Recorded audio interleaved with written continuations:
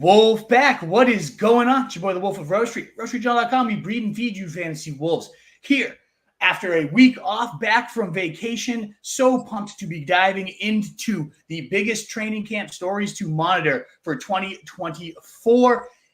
We're here, Mo. We're arrived. The camps are opening up. Rookies have reported. Some whole teams are reporting. So we have officially made it. This is the time of the year where we're going to start getting that fire hose of news. And we're going to talk about some of the stuff that we are definitely monitoring. But there is a tricky time of the year, too, to know what is important, what's not.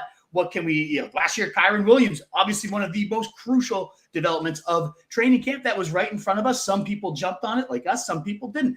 So there's going to be some news that is absolutely crucial. But then there's also so much puff that could lead you down the wrong paths. So we're going to be tracking right now the 10 stories that we are absolutely monitoring. And of course, there could be plenty of other news and nuggets that pop up. In terms of just like general categories, though, that I like to just like categorize as what is probably important is any type of big news. We've got a couple trades, suspensions lingering that we must monitor, that you have to know that could really alter some explosive offenses in terms of the 49ers and Chiefs. We're going to get to that towards the end of our list here. But of course, you got your training camp battles, your volume cues, the depth charts. What is this volume distribution going to look like? It's crazy these days. I'm sure you've seen some of it, Mo, where it's like, you'll get actual target trees in terms of training camp. Like Drake May targeted Jalen Polk 14 times and Javon Baker 7. And it's just wild. That's not actually one. It's just wild, the coverage that's out there. So you got to know, again, how to sift through it and whatnot. But it's good to note if you see the same type of guy at the top. And then, of course, how offseason changes are settling in terms of new offensive coordinators, head coaches, the play callings, the schemes, free agents, and new homes. So we're going to go down into we had 10 at the title. We're actually going to hit 12. We're going to give you a couple bonuses. And we're going to start with the charts. Before we dive in, Mo, just haven't seen you in a couple of weeks. How are you, brother? I'm not too bad. But I think you kind of glossed over the most important training camp news from last season. Don't forget Calvin Ridley ran faster than Zay Jones, and he screamed up about 3 rounds. So exactly. I think he were moving pretty fast in that video, and he could catch a ball like a wide receiver is supposed to do. So, I mean, don't discount that. And I'm very excited to figure out who that's going to be. I got my money on Xavier Worthy doing something in camp. Oh my God, this guy's the fastest player in the NFL. I mean, how can you not be drafting him? And then he just Patrick Mahomes. You got to draft him, and he'll come up 2.5 rounds, and we'll be upset about not being able to take him anymore. But yeah, this is a super important time of the year, like you said, kind of parsing through what's legitimate and what's fluff pieces. And we've kind of already got that coming around. We'll get to in a little bit, but there's some more steam about Javonte Williams, quote unquote, competing for a roster spot. I don't know about all that. We'll get into it. But it's time. Yeah, the most important part is figuring out what's legitimate.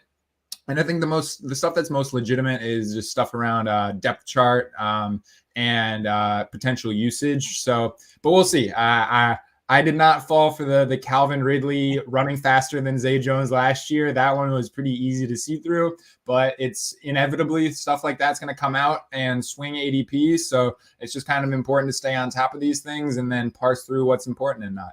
It's so true. And I love that you brought up, because like we talked about the ones you want to track that are important and whatnot, but those videos, the highlight clips, it's a guy running on air looking very fast and suddenly his ADP goes up around. You got to be aware of those things. I think that's a great one to bring up with the Ridley case last year. So we will now dive into some of those stories. Again, the 12 most important. These aren't in any particular order. We kind of grouped them in terms of backfields, wide receivers, just overall news and whatnot. So this is not the number 12 is at the bottom, any of that type of stories. In fact, the biggest 2 stories I think are at the end of our list here. But let's dive in, and thank you again one more time, Wolfpack, for joining us. It's a new time. My anniversary is tomorrow, so we can't go at our usual 4 p.m. time. So thank you. Already 50 of you here. If you enjoy what you're hearing at any point, please do consider hitting that thumbs up button, helping us get out to more people. We typically hit about 200, 300 a show. We'd love to do that, even though it's a different time. So thank you again for being here with us. All right.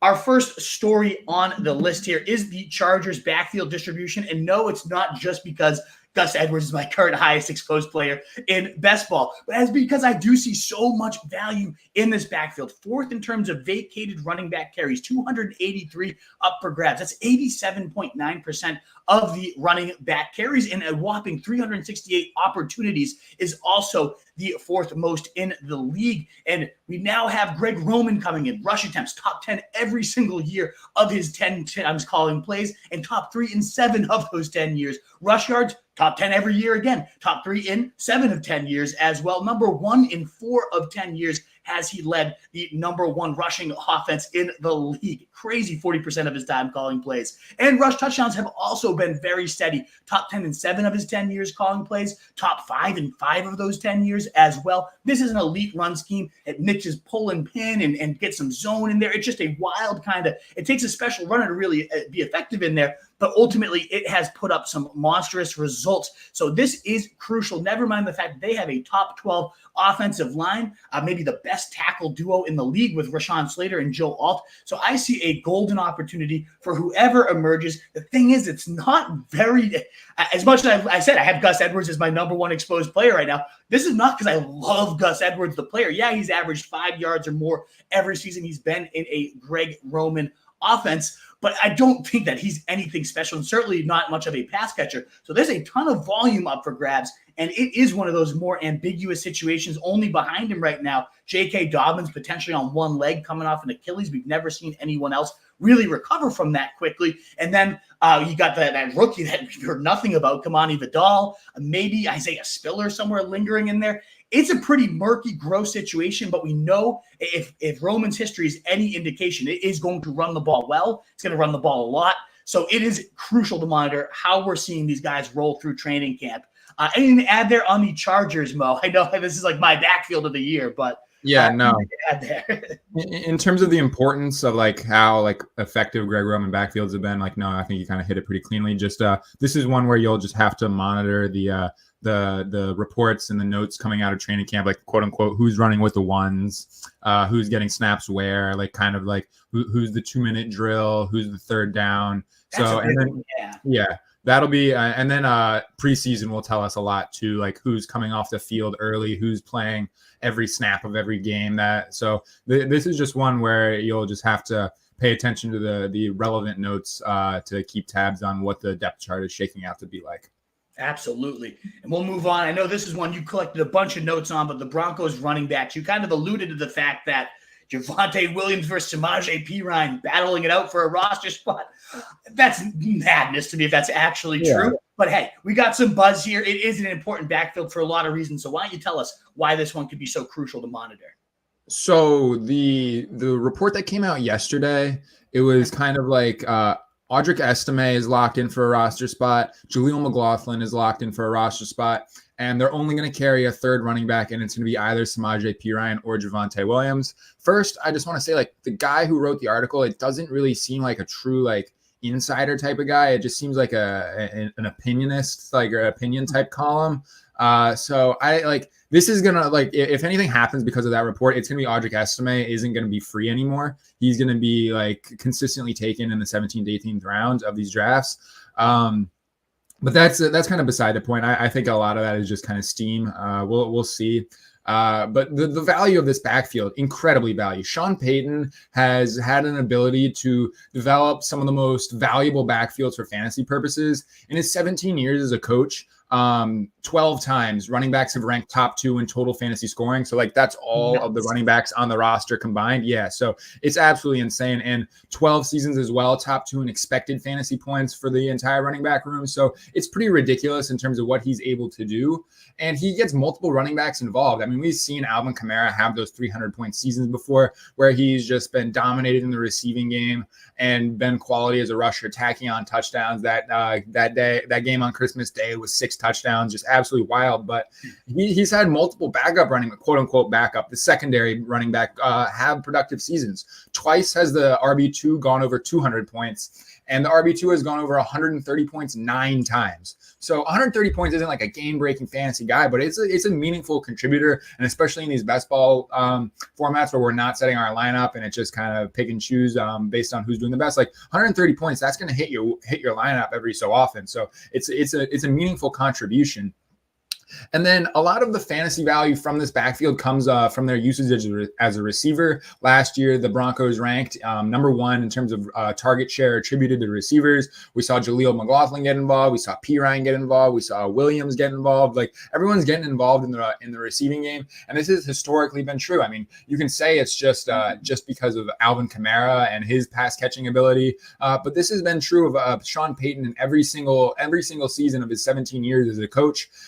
In each of these 17 seasons, Payton has never ranked outside of the top 5 in receiving expected fantasy points to running backs. So he's getting them involved early and often. And this is a note from JJ Zacharyson. Out of the 20 seasons, top 20 seasons in terms of target share attributed to running backs, Sean Payton accounts for 8 of them. So he just loves getting running backs involved in the receiving game. And it's just going to be a very valuable backfield, ripe for fantasy production. And it's once again just going to come down to determining who is going to fill what role. There's obviously intriguing cases for just about all of these guys, 3 or 4 of them realistically. I mean, P. Ryan, the cut candidate, all off season. So we'll see how it shakes out. This is just another one you're going to have to pay real close attention to the notes coming out of training camp, because as of now, like, people are writing these opinionist columns and talking about who they think is going to make the roster, but it's all kind of a crapshoot right now. Like, there's 4 guys who could legitimately like contribute to this team, and we just don't know yet. Yeah, one last point on this backfield too. I know in one of the articles written about this that has some of those great stats you cited was on RotoViz. Sean Siegel, one of my favorite analysts to listen to, a great podcast. He kind of compares this backfield to last year's Dolphins, where we know there's going to be value to come out of it. Mike McDaniel's a great directional bet, a great scheme that we don't know exactly who's going to be the top dog. For a while, Jeff Wilson was the number 1 running back drafted in that backfield in early best ball drafts. But ultimately, just knowing that there's going to be value here, and you're going to get whoever it is, whoever ends up being at a very cheap price, because the most expensive guy here is Javonte right now at like 110, and I saw him now fall into 120s after that report of potentially being a drop candidate. So ultimately, it's kind of that situation where, yeah, we might not know exactly who it is. We want to keep monitoring camp, trying to figure it out. But until we know who it is, taking those stabs. I've been definitely drafting a lot more Audric Estime in the Best Ball Mania. We know I have 60% of him in the big board draft, so I hope it's that guy for sure, an absolute bowling ball. But definitely one of those, again, directional bets. I don't have to actually say it's going to be Javonte Williams. He's the one I need to get, but I'll take a stab at him. I'll take some stabs at Jaleel McLaughlin. I'll take some stabs at Audric Estime at the end of drafts. And I also like drafting Samaje Perine, because sure, maybe he gets cut. And in fact, it's probably best for him if he gets cut, because what if he goes over to the Bengals? He might be the number 1 running back over there, or to the Cowboys. There's a situation. Maybe he's the backup to Joe Mixon in Houston. There's certain situations where Samaje Perine could get cut and have humongous value too. So even if he doesn't get cut, what if Javonte is the guy that actually gets cut? Now you got a huge bet in Samaje. He doesn't get drafted in these, so he's got a guy I've been kind of bumping up drafts as well. The last full backfield that we want to dive into is the Cowboys running back situation, given that it is pretty hideous, and yet there could be tons of value to come out of it. This was the number 1 scoring offense of last year, and it has yielded over the last, since 2013, running back 15 or better every single season. And that includes like Darren McFadden. Of course, Zeke was a monster. DeMarco Murray had some huge seasons. Pollard had some great years, but it has never been fewer than running back 15 or better for their number 1 running back. And we're getting Zeke right now, running back 35. And he's probably the assumed favorite. You look at what Tony Pollard vacated: 60% of the carries, 12% target share, 60% of the inside the 5 carries, which is where he really struggled and didn't ultimately yield value. That's where Zeke's always been a monster, great at converting those. And then 16.1 expected fantasy points per game. This is a enormously valuable scheme and system, and both running backs, Zeke going in the 120s, Rico Dotto in the 140s or so, are extremely cheap right now for the upside. Now, there could be a trade, and that's what we're going to kind of speculate on in some trade situations, maybe Khalil Herbert or Samaje Perine if he gets cut. There are situations where another mouth could be added here, but they love Zeke. They always have. It's kind of that idea of just what's comfortable in this offense, even if he's no longer great. I think Zeke is one of the screaming bargains of the year, but we do want to monitor this, because if Rico Dowdle, for example, just comes in and is flashing way more ability, and he had some juice in his carries last year, if he leapfrogs Zeke, oh man, like if we knew exactly who this guy was going, who the guy was going to be, this situation, the running back would probably, or should have been at least, going and running back, round 7, 8. is probably where he should go, maybe even earlier because it's such a valuable offense. I feel pretty confident it's going to be Zeke, but it certainly is no guarantee given he's on his back 9. So definitely something to monitor the training camp news around. How are you feeling about the Cowboys backs? And are you, again, it's hard to get excited because it's Zeke, but like I'm excited about this price tag on Zeke and even Rico Dowdle too. I don't know. What's your thoughts on them, Mo? I'm just wanting to get both of them. Both of them are incredibly cheap relative to how good we expect this offense to be. And some people seem to think that the offense as a whole might not be as good as we expect just because it's kind of thin, which is true, just in terms of their depth of weapons. But still, they provided the number 1 scoring offense last year, and they have been consistently top 5, top 10 in terms of just total offensive yardage, top offensive scoring. And people might point to the failure of Tony Pollard last year as to like why we might not want to invest in this backfield, but it goes all back to the scoring opportunities that this offense provides. Tony Pollard last year, he ranked 7th in goal line carries last year. He had 16 goal line carries. Do you want to guess how many of those 16 carries he converted into touchdowns? It was not many. I know that. It was 2. It was 2. 2? Yeah. He had 16 goal line carries and converted them into 2 touchdowns last season. So, I mean, you can say what you want about Tony Pollard, but he falls forward a couple more times. There's that great picture of him like having a massive crease against the 49ers, I think it was. He's just got this massive crease, like 10 yards of space to go just stroll into the end zone, and he just runs right into a guy. So I'll put it on my Twitter or something, but like just in general, this offense is going to provide running backs with scoring opportunities.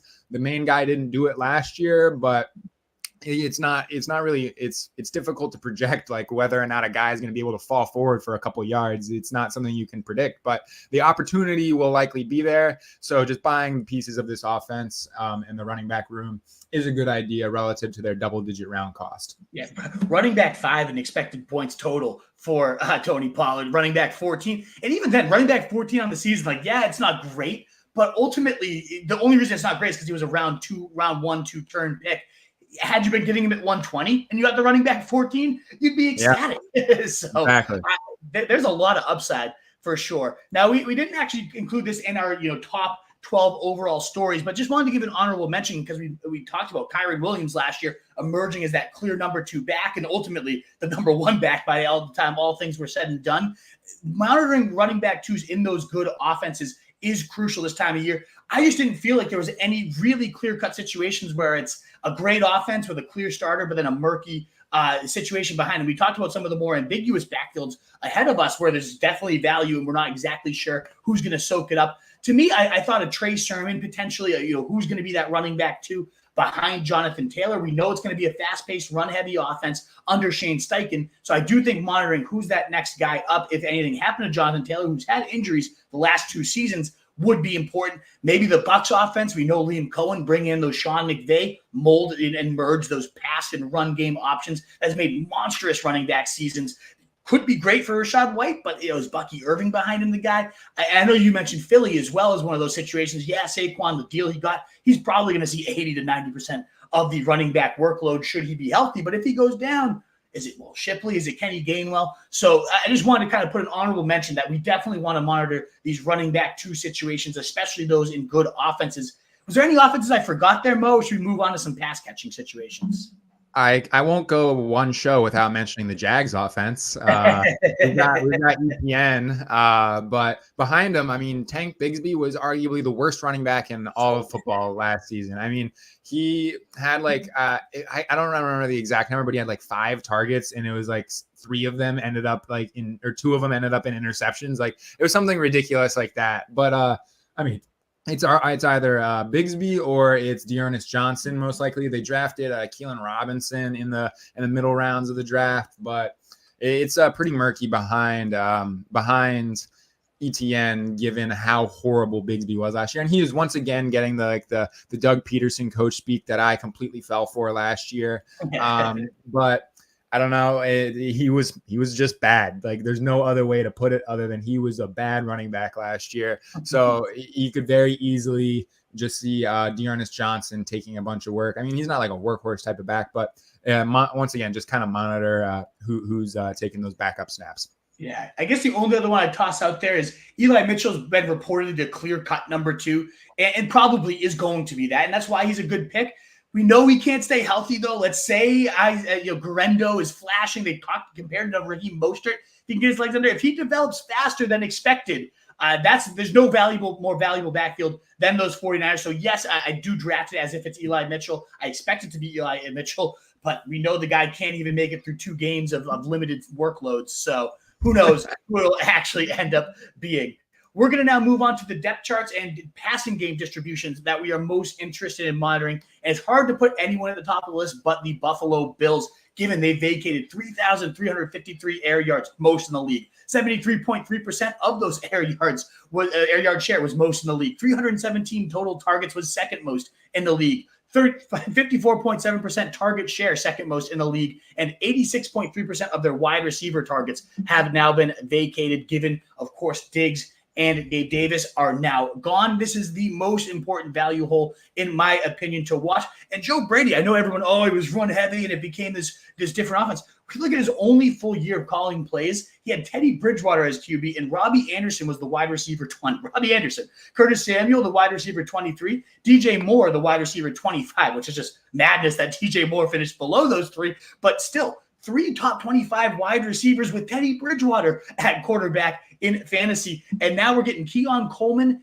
at wide receiver 41, Curtis Samuel, wide receiver 50, and Khalil Shakir at wide receiver 54. So whoever ends up being, it might be all 3 of these guys end up being significantly better than their draft price. But if 1 or 2, I do think it's probably Dalton Kincaid, as a lot of people share that sentiment. I do love taking him in round 5 because of that. But even still, we've seen Brady, again, use wide receivers really well. And that, again, was with Teddy Bridgewater at quarterback, 3 top 25 wide receivers. And all these guys are going outside the top 40 right now in ADP. So I'm buying the Bills. I love round 4 Josh Allen, especially the way now Coleman's kind of falling back to you at the end of round 7 if you stack him up. I'm all about going in on his offense and just Josh Allen goes nuts again, and that's what you needed to win. I'm huge in it, but I got to monitor it as well. Any thoughts on the Bills pass-catching situation, Mo? I've kind of been all on the Curtis Samuel ahead of Shakir kind of most of the offseason. And Joe Brady, we saw, I don't remember the exact number. I think he gave him like 45 carries in Washington to Curtis Samuel. Just so don't discount Joe Brady's willingness to use Curtis Samuel in the rushing game. So that's just another kind of aspect of the game that'll beef up Curtis Samuel's value in fantasy. I'm grabbing opportunities. Yeah, it was with the Panthers. He had the 3rd most opportunities among wide receivers that year when you combine carries and targets. So nuts. Great usage for him for sure. Yeah. So I've been grabbing him in these drafts well ahead of Shakir. But yeah, I think the most likely outcome is pretty clearly Dalton Kincaid being the engine of this passing attack. And I'm still interested in Josh Allen just because I think his rushing ability insulates his fantasy value. But James moving on. Too, right? I just want the last one I want to toss out there. James Cook. I heard this stat from Dwayne McFarland the other day. It was right around a small sample size in games without Diggs. But in the games or just even the plays without Diggs, James Cook was right around nearly a 40% target share. It was nuts. And I know it's a small sample size, but we saw Joe Brady. He really ran this offense through the running backs and tight ends. And again, was that because of necessity? Like Diggs was banged up and not playing well. Gabe Davis just isn't that good. I don't know, but we did see this offense flow through those guys, and especially in the snaps where Diggs was not in. It was a crazy target share, like 35%, maybe even higher to James Cook. So definitely somebody to monitor as well. But I'll let you take the next one. The best part was that they were still allergic to using James Cook at the goal line. Exactly. He'd be such a monster if they used him. Yeah. So looking to the Packers, it's going to be, I know our banners kind of got like ugly rotation question mark. That's what I think it's going to be. I think it's pretty firmly going to be a gross rotation. But the hard part about this is we had such a limited sample size from last season to kind of gather information and try to make projections and predictions based on like what the usage is going to be. So it's hard to do, but looking to the playoff run last year, that's kind of the most concrete example where all these guys were on the field, and it's obviously like it's the most important games of the season. So it kind of gives you an idea of how LaFleur wants to use these guys like in the most critical situations. So in those games last season in the wild card and divisional round, we had Romeo Doubs floating around a 75% snap share. Christian Watson and Jaden Reed and Dontavian Wicks all floating around a 50% snap share. So we got Doubs out there for the vast majority of snaps, but the rest of the guys, just a real gross rotation. And no real consistent usage for any of these guys either. In the 2 games, we have Doubs with 6 targets and Doubs also with 6 targets. So 6 targets in both games for him. Watson with 1 and 2 targets, Reed with 3 and 4, and Wicks with 2 and 2. So it's pretty you can use this to like kind of say like Romeo Doubs is like the most consistent just because of like his route participation and just targets based on that route participation. So it's really messy and it's hard to like come to a concrete opinion just because it's such a limited sample size. The only real stance that I've taken based on last season's information is fading Jaden Reed. This is a guy, he doesn't play on in sets that aren't 3 wide receiver. He's not out there for 2 wide receiver sets.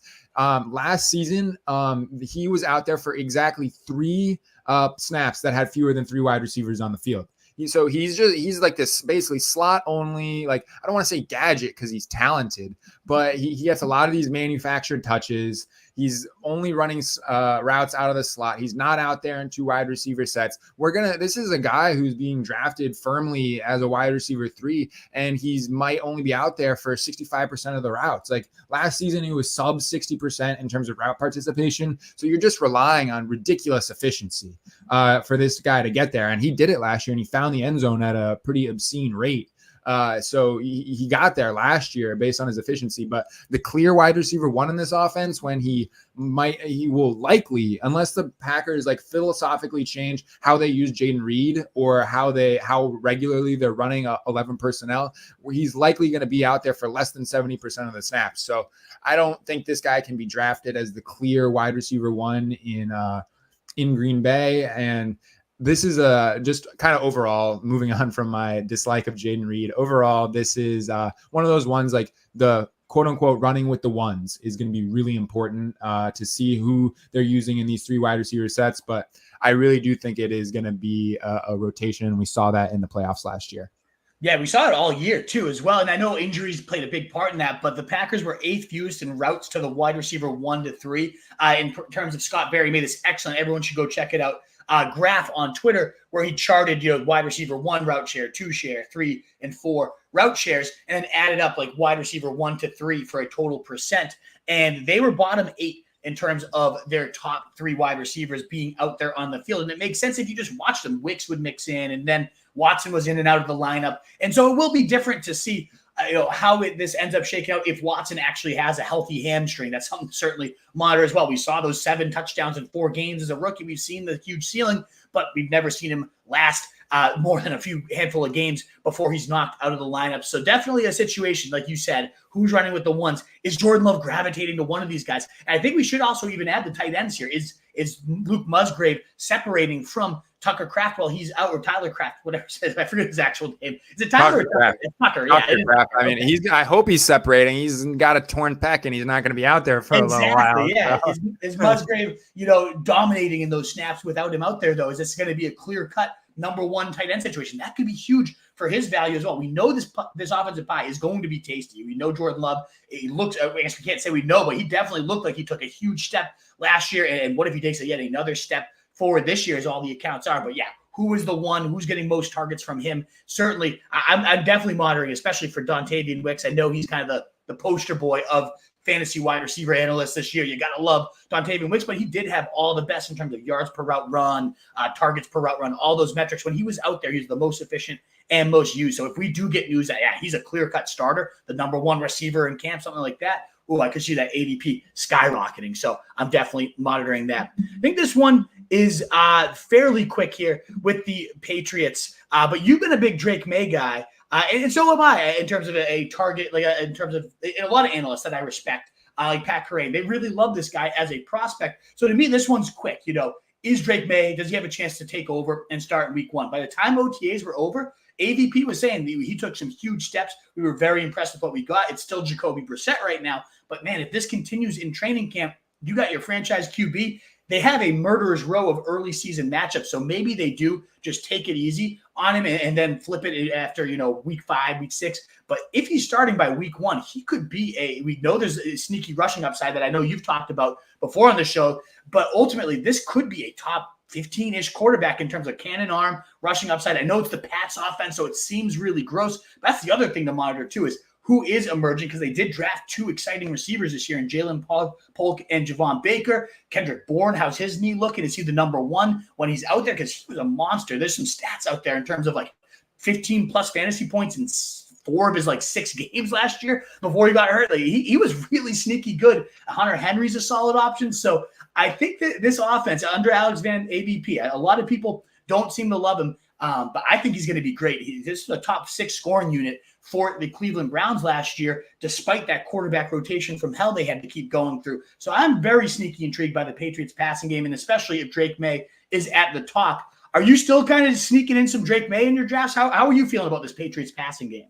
Oh, yeah. I mean, it's I'll kind of just boil it down to the most reductive reason ever. He's got legitimate ability to run. I believe in his talent, his arm talent, and that's really all it takes. I think he's gonna be the starter within the first month of the season. You can get him in round 17, round 18. You can set up the stacks as easily as you want to. You can take advantage of the murkiness of the pecking order here. I've got a ton of Jalen Polk. And then outside of that, I don't have a strong stance one way or the other, but I'm kind of just grabbing here and there other guys, whether it be Douglas or Bourne or Baker, to tack on with Drake May. The only one I'm really getting a lot of is Polk on these teams. But I mean, yeah, he can run. I like the arm talent. I think he should have been the number 2 pick. I think Jaden Daniels went to Kingsbury just because of his love of using a mobile quarterback in his scheme. I think Drake May should have been the number 2 pick. I think it's the best late round stack you can have. You can argue for some other ones, but it's hard for me to pass up someone who I think is a quality passer and provides upside as a rusher. Absolutely.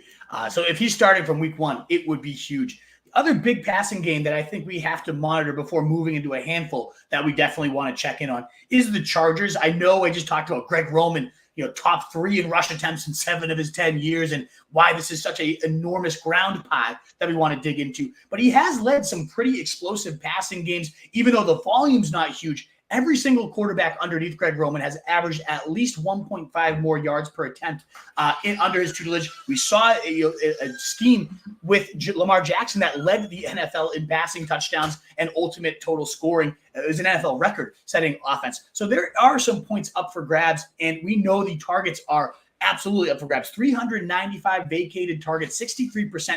Both of those number 1 in the league in terms of targets up for grabs here. And you're looking at who's there. Josh Palmer, Quentin Johnson, and then, of course, Ladd McConkey, the rookie who's been added. He's the one I'm really monitoring. If it's clear that he's the clear-cut number 1 guy, he's moving all over the formation, he's going to be in 2 wide receiver sets, 3 wide receiver sets, he kicks in the slot, whatever that might be.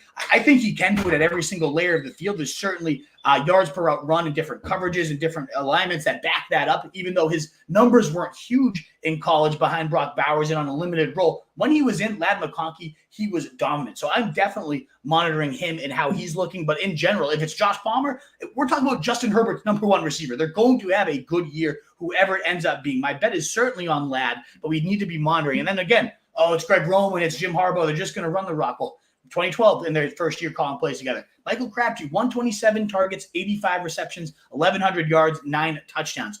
And we also, the tight end is worth mentioning here too. We'll get into that in just a second. But then Anquan Boldin the next year, 129 targets, 85 catches, 1,179 yards, and 7 touchdowns as well. So we've seen these monster receivers. 2014 was when Kaepernick got figured out. The offense was just a joke. But we did still see Anquan Boldin get 130 targets, 83 catches, 1,062 yards, and 5 touchdowns. Both seasons were top 20 among wide receivers. those years for Bolden, and we had that big year for Crabtree as well. And then you look at the tight end, Vernon Davis. He had that 113 touchdown season. He had another 800-yard season under Roman. And of course, we've seen what Mark Andrews has done. The only tight end to unseat Travis Kelce as the number one tight end for so many years. Broke fantasy that single season as well. So the tight end, whoever's going to emerge there. Now, of course, they don't have a Mark Andrews, even a Vernon Davis talent there. It's Will Dissly, Donald Parham, Hayden Hurst. I think he's the other guy there. But again, if one of these guys emerges as like the number one clear-cut tight end, and I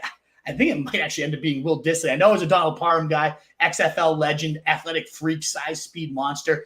He's just not. He's from the other coaching staff. There's roster bubble risk. He's not someone I can draft until I know he's on this team or getting positive praise. But I expect it to be Will Dissly, who got the big contract, who's a good blocker, who can still leak out in play action. But an 8-touchdown season or so out of a Chargers tight end, the easiest playoff schedule for tight ends as well. I could see a tight end actually emerging here in this murky situation with some real fantasy value. But of course, the bigger deal is who's the number one target earner? Is it Ladd McConkey? How is that playing out? So despite this being a gross overall run-heavy scheme in most eyes, I still see some value because it's Justin Herbert at QB. What are your thoughts, Mo? Are you just like crossing the passing game off because it's Greg Roman, or you diving in here at all? No, I want to have parts of the passing game just because I think Herbert's ADP is sitting around like quarterback 17 right now. And that's just like for the talent, that's just kind of nonsense. And like, obviously when you're drafting, Herbert's got some rushing ability, and Greg Roman offenses have gotten the most out of the quarterback rushing. I mean, obviously the last handful of years, it's like the most prolific rushing quarterback of all time. So you kind of got to take it with a grain of salt, but he has been more than willing to use the quarterback's legs. And but just in general, more so a pocket passer, Herbert. So you want to have the pieces of the offense when you're grabbing him in these best ball drafts. So I'm grabbing the pass catchers here. I think it's most likely Ladd McConkey, and he was getting some steam during the OTAs minicamp stuff, but like we kind of talked about, it's running against air and like half-hearted coverage when he's covered. So it's not really worth like the most, like it's not the most noteworthy kind of information, but it's something to take note of that he's been playing well and during this preseason stuff. And he's obviously like the most intriguing option here, just because we kind of know what we're getting out of Josh Palmer. He's like had some productiveness throughout his career, but nothing super intriguing. But you kind of got to draft him just because there's just so much available in this offense in terms of the passing game. So I want to buy the pieces of the Chargers passing offense, but it's not something that I'm like super interested in. And I'm not overweight on really any of these guys. Don't forget, and our guy over here, One Real Time, always commenting. Great to see you as always. Don't forget DJ Chark. I love me some DJ Chark, putting up a 30-point day last year with the Carolina Panthers in the most important week of the year. I do love Greg. The Greg Roman scheme is all about the deep shots. I could see DJ Chark kind of being that sneaky guy, not the clear number one receiver, but hey, 5 to 6 touchdowns from a cannon arm quarterback. I love it. And so last kind of passing games to monitor, in our opinion, doesn't come down to like who's going to be the number one, as a lot of these other ones did with the Bills, Packers, Patriots, and Chargers, but more so who's going to be the wide receiver 3, because we know these passing games are going to be monstrous, but who is going to actually soak up some value? One, because it's a great offense and you're getting volume in it. That's always going to be valuable, sure. But the real upside is also if something ever happened to the number one guy, or the number 2 guy even, and you step up to be a top 2 target earner in a big offense, how does that end up playing out for you? And these are the offenses. Obviously, the Rams is the biggest situation to cite from last year. Cooper Kupp goes down. Puka Nacua, who very few people knew, started to emerge. There was a training camp drumbeat about him, and he's catching everything, and Kupp's absent. And he still was going around 17, 18. So, I mean, ultimately, we definitely want to be monitoring this. And some people are already taking early stabs on these guys. But the offenses I shouted out, and let me know if you think of any others that I haven't, are the Cowboys, the Bengals, the Lions, are the 3 offenses that I see as probably being top 7 to 10 passing attacks at minimum, maybe top 3 for the number of these. And then we don't really have a clear-cut number 3 on the Cowboys. You got obviously CeeDee Lamb, Brandon Cooks. Bengals, of course, Jamar Chase, T. Higgins. And then Lions, you have Amon-Ra St. Brown and maybe Jameson Williams. We'll see how he plays out. Does he stay healthy? Does he actually take that step? But these are three really good passing games. And then behind them, it is just a murky situation. So is it Tolbert for the Cowboys? Is it Jermaine Burton for the Bengals? Is it Khalil Raymond? Is it Donovan Peoples-Jones? I don't know. But I definitely want to monitor the wide receiver rooms for those three offenses. Do you have any thoughts on those three, Mo? The Cowboys, Bengals, or Lions, or any others I might not be thinking of for explosive passing games? So for the Cowboys, yeah, it's kind of it's weird. It's Jalen Tolbert and Ryan Flournoy maybe, and then Jalen Brooks. People are seeming to be interested in. So it's pretty messy in terms of who could fill in that role. We've kind of seen Jalen Tolbert for a couple of years now. I think this will be year 4, maybe year 3. I'm pretty sure it's year 4 for Tolbert in the NFL, and he really hasn't done anything. His target per out run numbers are just pretty abysmal. Just not much of a target earner, not productive. So he'll probably have the opportunity to like just solidify himself as that third wide receiver. Am I confident that he can like do that? Not really. I don't know if he's talented enough. So, but at the end of the day, I don't really know if I'm buying a ton of this, the third option in this offense, unless I'm just building out a Cowboys stack. These other ones, Cincinnati, yeah, I agree. It's pretty strange. Like they've drafted 3 wide receivers like in the late rounds now in the last 2 years. They've got Andre Yoshi, Charlie Jones, who probably won't be like competing for the same type of role as either Yoshi or Jermaine Burton will, who they added this year. So it's going to be pretty interesting. I think people just in terms of wish casting and like who they want it to be, it's obviously Jermaine Burton, but it's not something that is by any means a guarantee. I mean, he's still a 3rd round draft pick. Obviously like flashed some talent at Alabama, but not anything that not anything that's like going to solidify him as the guy over Yoshi. He provided some interesting flashes during his rookie season last year, did a Yoshivas. And the last one that I kind of wanted to highlight was the Eagles. It's typically been a super concentrated offense between Smith and AJ Brown and Goddard. But I mean, like, they still run a third wide receiver out there in 11 personnel. And right now, based on the depth chart, it's probably Paris Campbell, but they drafted Johnny Wilson and Aeneas Smith. And either of these guys could realistically pass Paris Campbell. He's nothing much in terms of being a talent to surpass on the depth chart. But like I said, this is like a contingent value play for the Eagles guys. It's not really, they're not going to get a guy involved. It was like Quez Watkins in recent years. Like, it's not anyone super exciting, and he wasn't getting involved to a high degree. So that's more of a contingent value play, but you can take swings on those guys as well. Yeah, I do think the Yoshi one's interesting too, because he has been getting some hype lately as like, I've never seen anyone improve so much from year 1 to year 2. Him and Chase Brown both lumped into that conversation. So everyone drafting it as if it's Jermaine Burton going the 150s. If it ends up being Yoshi, that's going to be an amazing last round pick that would skyrocket. So he's somebody I'm definitely intrigued to look at. The only other one I wanted to add to it, and in terms of tight ends, we talked about the Rams, and we know that Sean McVay loves to just keep the same 11 personnel people on there. You know, Tyler Higbee, despite not being great, always out there, 89% of the routes and whatnot. So should we get a Rams tight end, a Colby Parkinson, the money he got, top 3 is huge money for Colby Parkinson. I could see him maybe emerging with some touchdown equity, some touchdown upside. The other like uncertain situations at tight end include like the Panthers, the Giants. I don't know. We mentioned the Chargers already too as a potential situation, but I did want to shout out Colby Parkinson and that Rams tight end room. Is it Davis Allen? Is it Parkinson? Does Higbee come back earlier than expected?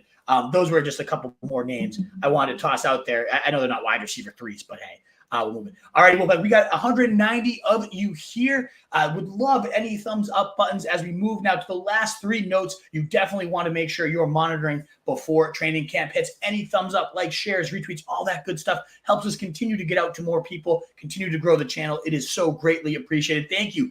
Sunday morning, kind of unannounced, to have so many of you with us already, and any help continuing to get the show going would be so greatly appreciated. Love to see you again, Thaddeus, commenting some great stuff. Any other questions, comments as you're going through the show, we will make sure to address them all when we hit our draft in just about 5 to 10 minutes. Last few notes here that you need to monitor.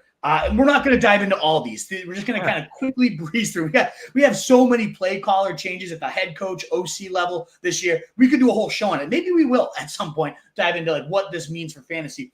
There's no way we could dive into all of them. Maybe we each pick like our top 1 or 2. But there's been a ton of turnover here this year in terms of offensive schemes and play callers. And training camp preseason is a great time to monitor. You'll get the beat writers. There's so much more motion than we've ever seen this year. That's huge for wide receivers. We've never seen the running backs used in this manner. Those type of nuggets and notes are actually very meaningful. And the Athletic's a great spot, in my opinion. They track that stuff so well. So it is really important to be reading about these different offensive schemes and how it's developing, how the talent may be deployed. There's never certainties, but it's always crucial to monitor. And this is no particular order, but I'm just going to rifle off all the different play callers and schemes we're going to see this year. We got Kellen Moore to the Eagles, Zach Robinson to the Falcons, Arthur Smith to the Steelers, Ryan Grubb to the Seahawks, Cliff Kingsbury to the Commanders, Brian Callahan taking over the Titans, Saints Clint Kubiak this year. The Panthers hired Dave Canales, very intriguing. Greg Roman to the Chargers, we've already dove into quite a bit here. Bears and Shane Waldron, Browns and Ken Dorsey, and then, of course, the Pats and Alex Van Pelt, who we talked about a little bit earlier as well. So I know I rifled off a big list. There might even be 1 or 2 I'm forgetting. I know Joe Brady kind of taking over full-time for the Bills is new this year since he took over only midseason last year as well. But Mo, any of those names, like if you had to pick 1, maybe 2, which one are you most intrigued to kind of monitor and track in camp? Yeah, so the most obvious one is the Falcons, but I think kind of everyone kind of understands what's going to be coming out of that offense. The archaic Arthur Smith offense is no more. They bring in a McVay tree. The McVay tree, Zach Robinson to call plays, really high usage of 11 personnel, 3 wide receiver sets, effectively featured the offensive weapons in Los Angeles, like the star players. There's going to be no more of these random guys just out there running routes and like being on the field because of their pass blocking abilities. You're not going to get a Mecole Pruitt, Cordero Patterson, Jonnu Smith. Absolutely nasty. Absolute nastiness in terms of just like guys getting out there. So that's like the most obvious one that I'll just highlight. And then the other one that I have been like leveraging, not necessarily leveraging, but like just investing into and like kind of buying the offense because of the changes that are coming is in Tennessee. Last season we have Mike Vrabel and Derrick Henry as Mike Vrabel, the head coach, Derrick Henry, the offensive focal point. And it makes sense that they were super run heavy. I mean, like any smart coach would run the ball into the ground with Derrick Henry. But last season, 30th in pass rate over expectation, 26th in overall pass rate, 26th in 11 personnel usage, and bring in Brian Callahan from Cincinnati. He wasn't calling plays. It was Zach Taylor calling plays for the Bengals last year, but Brian Callahan heavily involved in scheming up this offense. And with the Bengals last season, I mean, we've seen very pass-heavy offenses throughout the Joe Burrow era in Cincinnati. But last season, Cincinnati ranked 2nd in pass rate over expectation, 3rd in overall pass rate, 4th and 11 in personnel usage. And everything that they've done this offseason checks out for the fact that they're going to be incredibly pass heavy, maybe not the highest rate, like the second highest rate in the league, like the Bengals were last season, but they bring in Tyler Boyd from the Bengals. They bring in Calvin Ridley. They bring in Tony Pollard, pass catching back. They beef up the offensive line. They add J.C. Latham as a tackle in the draft. They bring in Lloyd Cushenberry from Denver. They're doing everything that says that they're going to be a pass-heavy offense. And the question really just comes down to, is Will Levis good? Like, can he execute what's asked of him? Because it's seeming like they're going to ask him to run the ball at really high rate. They've got a running back duo of Tony Pollard and Tyjae Spears, neither of which is really that ground and pound bruiser type of guy. And we kind of saw Tony Pollard in a workhorse role last year, like that his best role in an offense is that kind of like secondary break off a big play in a favorable situation type of player. He didn't really succeed as a bell cow with high volume.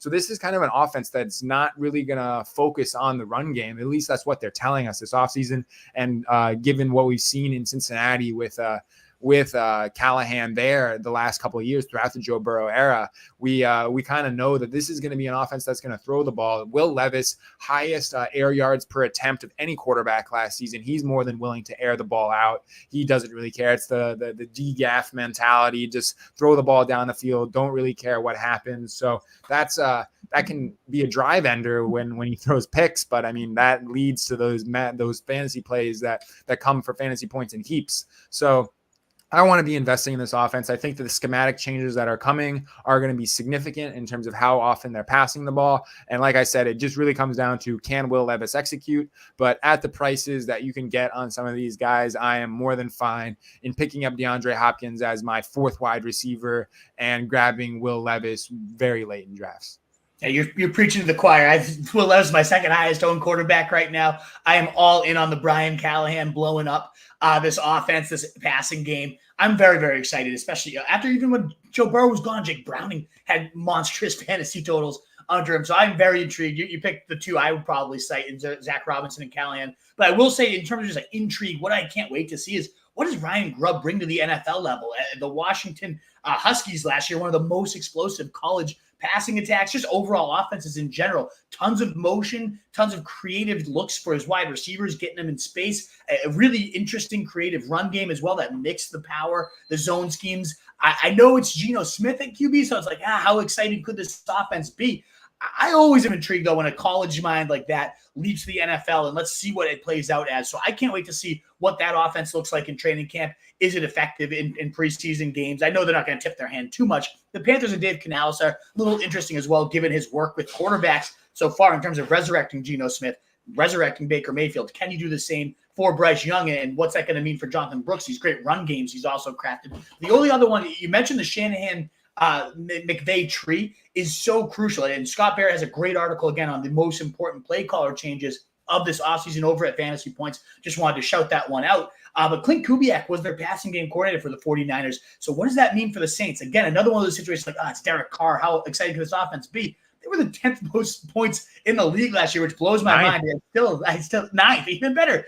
It blows my mind. I can't believe they were that high scoring. And that was with an offense that just was not all that functional. You could never get those layup looks for wide receivers. Olave, 30% of his looks coming 20-plus yards down the field when he's double covered. And it was no easy look. So expanding Olave's route tree, adding some more branches to that. Could we get a Deebo Samuel role for Rashee Shaheed? How is the running game going to look in terms of they've already talked about Kamara as a potential McCaffrey, merging that pass and run. We've seen that be so successful for running back. So I'm very excited to see what Clint Kubiak does with the Saints. Really all these changes, though. Kellen Moore to the Eagles and the fastest paced offense the last 5 years, top 6 in plays run for 5 straight years as well. That could be so intriguing. So it's going to be really intriguing to see all these new offenses. I think it's one of the best bets you can make is trying to figure out which one do you want to hinge your wagon to here. And if you did it with Sean McVay when he took over, there's been so many years where if you bet on the right play caller, it really does mean everything. And I think you shouted out a few that I'm definitely betting on in Callahan, in Zach Robinson, but very intrigued at least by Grubb, Moore, and the Kubiak change in the Saints as well. Last 3 stories, and these ones aren't going to take much to dive into. We're going to fire up that draft in just about 4 or 5 minutes here. But health and injuries. We just want to quickly rip through the ones we know coming into camp had some serious injuries. So monitoring how they look, are they recovered? Are they still struggling a little bit? Is going to be crucial. When will they come off the PUP? If they enter camp on it, are they going to start the season on the PUP and then have to miss at least 4 games? I think there's one thing a lot of fantasy owners sometimes mistake is when they see training camp PUP, they're like, they're going to be out for the first quarter of the season. That's not always the case. So just make sure you're not making that mistake. I'm sure if you're watching this show right now, you're not. But just, again, I see it on DraftKings where it says PUP next to someone's name, and then they drop 30 rounds in ADP, and they're going to be back in a week, potentially, even a couple days. But these are a few key names to monitor. Of course, at quarterback, Kirk Cousins, Aaron Rodgers with the Achilles. We've never really seen crucial quarterbacks before with these Achilles tears. We know running backs have struggled to come back from it. Is it going to be different at quarterbacks? Can they actually recover? A lot of people banking on the Falcons. And I guess you can kind of say Michael Penix is a nice safety net if Cousins doesn't recover. all the highlight clips of Cousins of Rodgers so far, it looks like they're slinging the thing, but definitely something to monitor. Nick Chubb squatting like 7,000 pounds apparently on one knee these days, but that was a brutal knee tear. So we'll see. How does he look? He started camp on the PUP, as did Jonathan Brooks. And then J.K. Dobbins, we talked about this backfield for the Chargers being crucial to monitor. He could be a key cog, but Achilles tears in running backs. We've never seen somebody come back after one season and be effective. And Donta Foreman's kind of the poster boy of effectiveness, and he's been Donta Foreman. So I don't know that we want to be banking on that too much. TJ Hawkinson at tight end, that bad late season knee tear. He's someone to monitor. Then Mike Williams also starting camp on the PUP right now, but could really open things up for Garrett Wilson, this Packers attack. He started that year so well last year. I mean, he looked like he really turned into that every down type of receiver that wasn't just a deep threat. So I'm very intrigued to monitor him. Certainly at that wide receiver, 130 or so price right now overall. Very intriguing. You just got to make sure to monitor the health and injuries of these guys entering camp. And then, of course, any injuries that happen and what that follow going to be. Last couple of years, we've been lucky. I'm going to knock on wood. There haven't been any huge training camp preseason in the action injuries these last few years. But we've seen it before. Jordy Nelson tears his ACL and is done for the year. Maybe I'm dating myself with some of these players, but it's definitely happened before. So I think that's the whole list of injuries. Am I overlooking anybody, Mo? Or no, I looked into this stuff last season. It was a complete failure. You can go check it out. Matthew Betts over at the Fantasy Footballers. He's like kind of their in-house doc. I don't know what his technical term is, but he's like their in-house like injury expert. And he took a look at this the success of this last year, and out of 28 guys he highlighted who you could quote unquote buy the dip on in preseason because of an injury. Out of those 28, only 8 of them met or exceeded expectations based on their ADP. So buying the dip on injuries historically has been a bad idea. Last season it was a horrible idea. Yeah. And Breece Hall was really the only one who paid off in a big way. I guess you could count like Kyler Murray, but that was kind of like a different situation. He wasn't really injured. Like he was injured, but like you weren't getting a dip because of a preseason injury. You're getting a dip because he was going to be unavailable until midway through the season. I am passing on just about all of these guys that you highlighted. Nick Chubb, he can squat 700 pounds as many times as he wants to. That is not playing football. That is a different activity. That is not going out and cutting and running and trying to hurdle guys. That is not football. He had 2 surgeries to repair a multi ligament tear. The same knee he blew up in college. We all saw the injury. It was horrible. If someone can come back from this, it's Nick Chubb. Am I going to be the guy who bets on it?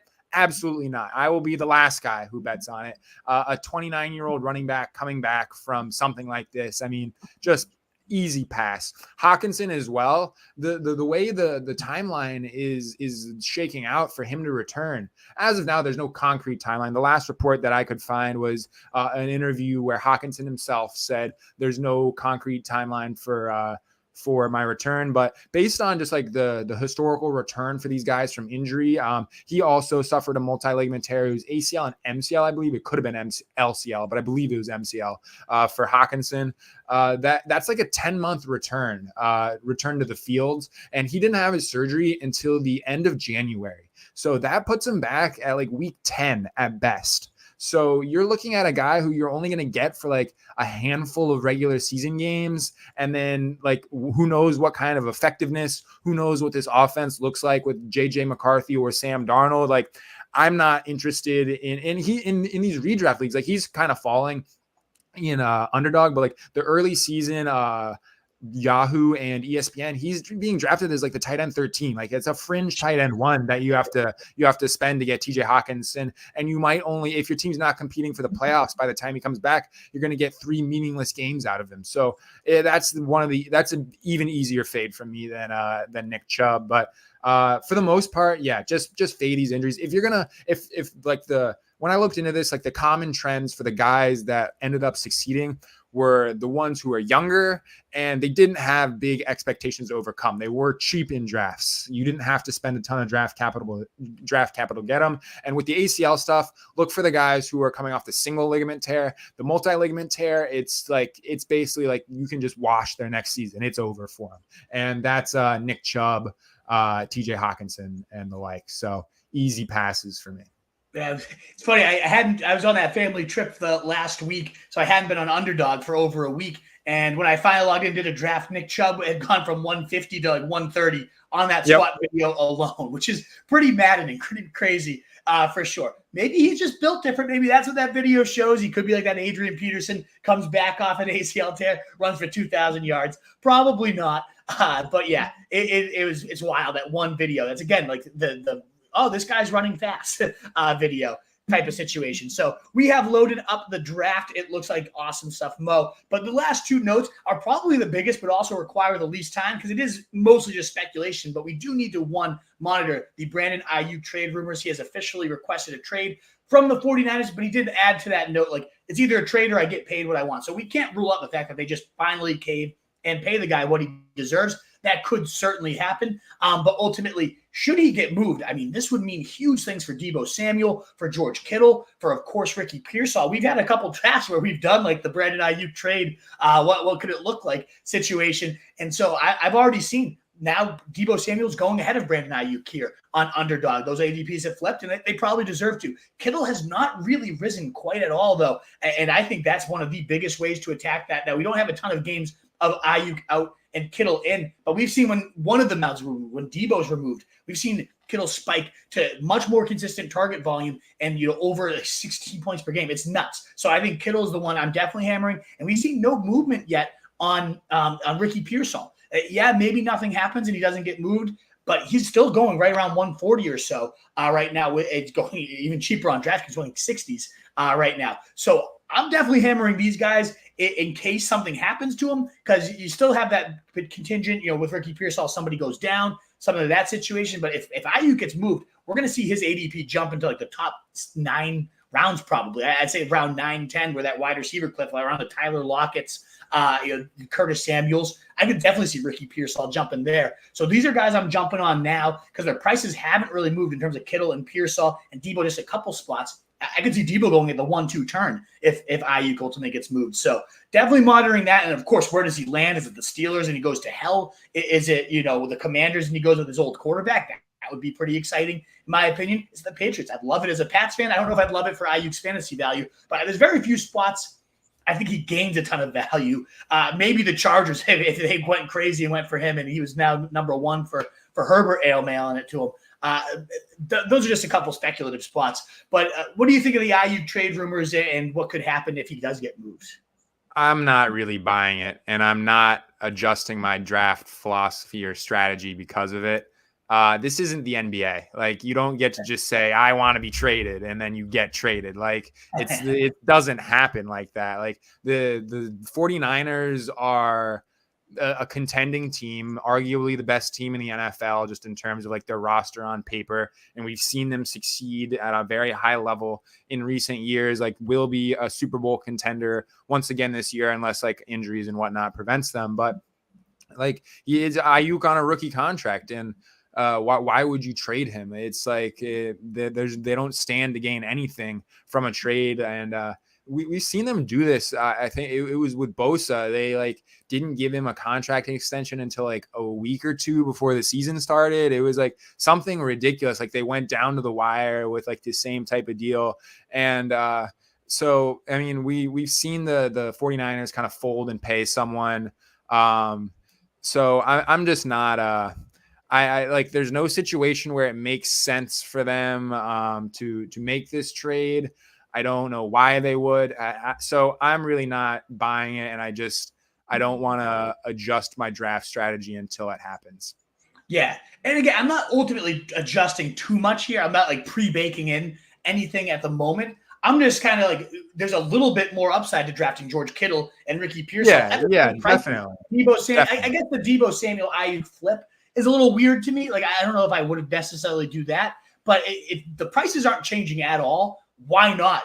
There's definitely a greater chance that they realize those type of ceilings now when before it was just injuries. I know the draft is about to start, so the last nugget in terms of this is also, again, pure speculation. What is the Rashee Rice suspension news? That's the last big hammer to drop this offseason, in my opinion. But, man, that's going to be huge when it drops. What if he doesn't get suspended? There's a lot of talk that this case might end up getting bumped to 2025. If he doesn't get suspended, he was going around 2-3 turn in the big board drafts. So he'd probably go right around there. So this is another one where, he's already starting to kind of creep up in price. But is it 4 games, 6 games, 8 games? It's going to be really intriguing and obviously have a big trickle-down effect to Patrick Mahomes. Maybe he's got some good weapons now around him to sustain the blow. But, of course, Marquise Brown, Xavier Worthy, their chance to separate if he gets suspended is much greater than if he does not get suspended. We know what Rice would be. And so I do like targeting him where I have been avoiding him. But we are now on the clock. Do you have any thoughts on that situation, or do we just dive right into the draft? So people are even starting to float Rice not this suspension getting deferred to 2025. So you could be getting Rashee Rice in the 6th round and earlier 7th round, but without a suspension. So I need to bump up my exposure to him before there's some sort of clarity, because once again, it's all speculative, but the way that I'm drafting most of these teams, by the 6th round, Rashee Rice will be my wide receiver 4 a lot of the time and my wide receiver 3 some of the time. Yeah. And am I comfortable with Rashee Rice as my wide receiver 3 or 4 if he's going to miss 4 to 6 weeks? And I think the answer is yes. I'm pretty confident in my ability to round out the rest of my wide receiver room cleanly to kind of make up for those lost weeks. So I need to because if he doesn't get suspended, or if it's shorter than we think, he's going to skyrocket, and you're not going to he'll be there in the 3rd round, and you're not going to be seeing him anywhere near this price. So I think I kind of need to bump up my exposure to him in anticipation of, and I feel do you think that even if it is 3-4 games, 4 to 6 games, let's say, do you think he just comes up anyways once there's just a concrete idea of how long he's going to be suspended? I think so, yeah. Because remember, there's that doomsday of he's going to be suspended the whole year. There was a day or two of that where I was whatever's happening here.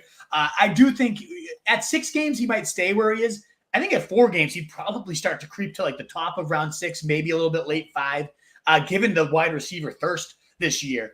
So, yeah, I think he's going to probably creep up regardless, unless it's 8 games. And even then, maybe he falls to round 9.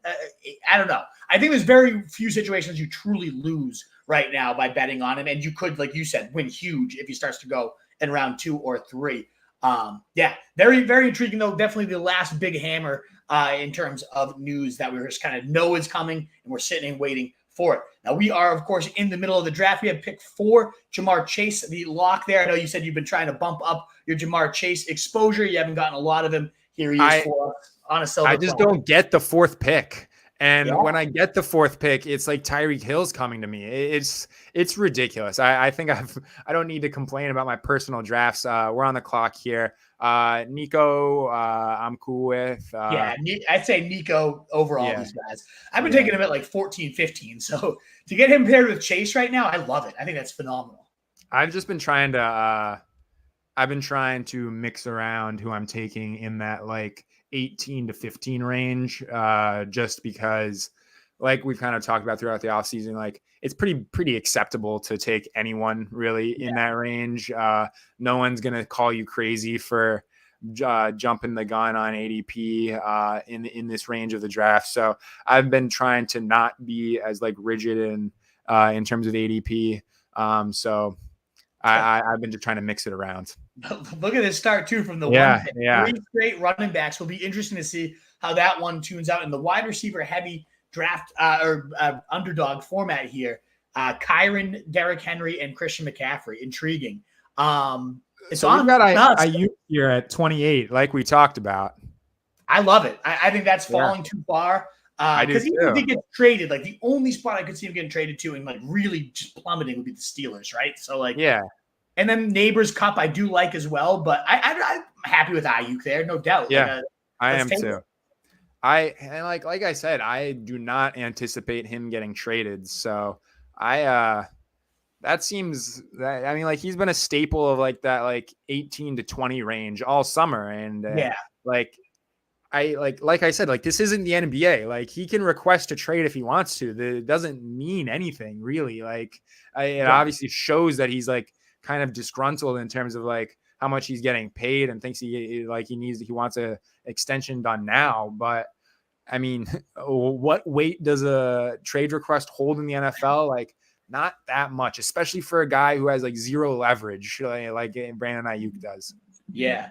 And I know it's going to be very rare to see a Jamar Chase, Nico Collins, and Aiyuk. You'll probably get a lot of Chase and Aiyuk, a lot of Chase and Collins, but to have all three of them, unless this carries over and his ADP does start to sink into round 3, I think we got kind of a gift there. I don't think we're going to see that very often. So that's going to be a pretty unique setup. I know you mentioned like mixing in these round 2 guys. One guy I've been trying to get in more is Olave.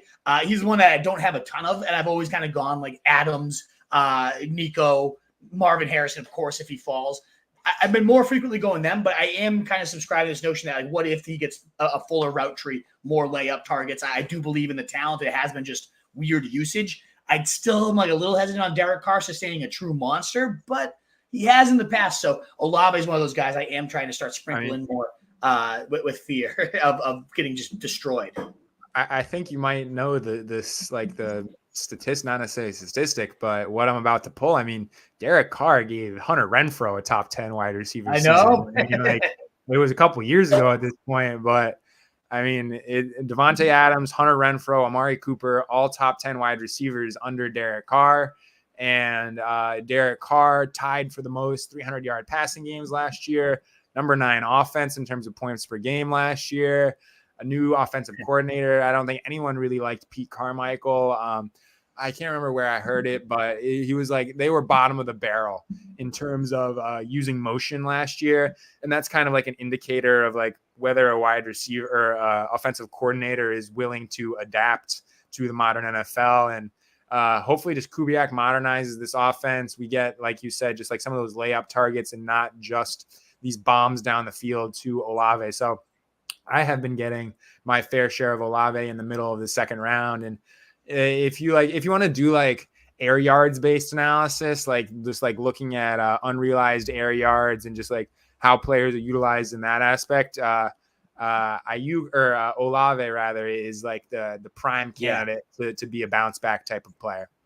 Absolutely. Yes. That's definitely somebody I've been trying to circle. Our guy Thaddeus commenting in, as always, get you guys reminding us. And he kind of commented, we'll rip through some of these perhaps after our pick.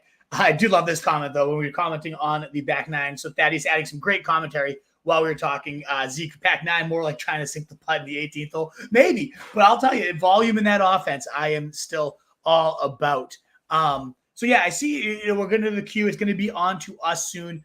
I do like Kelsey. He did make it to us. I do love Pickens falling here as well because he's a guy I could see really creeping up as like a dominant target share. I'm cool with Kelsey, especially because Mahomes will probably circle back to us, and now we build out that stack. Yeah. But Pickens is cool with me too. Either of those. Let's go with Kelsey and just grab Mahomes. Yeah. That seems like a good strategy. And I've also started to see Worthy fall for whatever reason. He's healthy and he's out there, but he's falling in drafts. So there's a good chance, like whether it's Rice or Worthy in that next round 6, we could go like Kelsey, Mahomes, and then another Chiefs receiver should he fall. Exactly. Yeah. So Pickens is one I did want to talk about though. And we're kind of getting into like that training camp, like what's puff, what's fluff. I could definitely see the situation where another day where George Pickens dominated the target share. And it's kind of one of those like, well, no shit stories because who else is going to targets here? So like if we start triple baking that in, I could see him start rising to like the end of like probably even like mid third or to the end of third in these wide receiver thirsty drafts. So he's somebody I'm trying to add on when he falls into round 4 because I do believe it too. I think he's actually a pretty solid talent. I do think all the volume is going to go to him, even though it's like Arthur Smith's wide receiver 1. Why are we buying that? You could also say, I don't know. There's no real reason to ever buy an Arthur Smith wide receiver 1 at the same time. But I do think he's going to be one of those guys where it's like but it's still the story. James Conner's the lead back for the Cardinals. Now he jumps up around and it's like, we knew that was going to happen. Why is he going now around earlier? So I'm trying to start sneaking those guys in there, the Pickens, those running backs that we know are the leads that end up jumping up. So yeah, but I'm happy to get Kelsey here. Go Mahomes, ideally. We don't get sniped. Yeah. So with Pickens, I tweeted about this the other day. Just look at the Arthur Smith wide receiver one, just like on a per game basis, it's like a wide receiver 3 at best and a wide receiver 4 a lot of the time. With the number 1 wide receiver in the Arthur Smith offense, and I'm interested. So I'm gonna grab Mahomes here for us. Nobody else even worth considering, right? Yeah. So it's like there's just too much for me to like be concerned with Pickens to be investing in him in the 4th round. So you've got the Arthur Smith offense, which is just consistently churning out garbage production for pass catchers. You've got the concern that Pickens is just still a one-trick pony.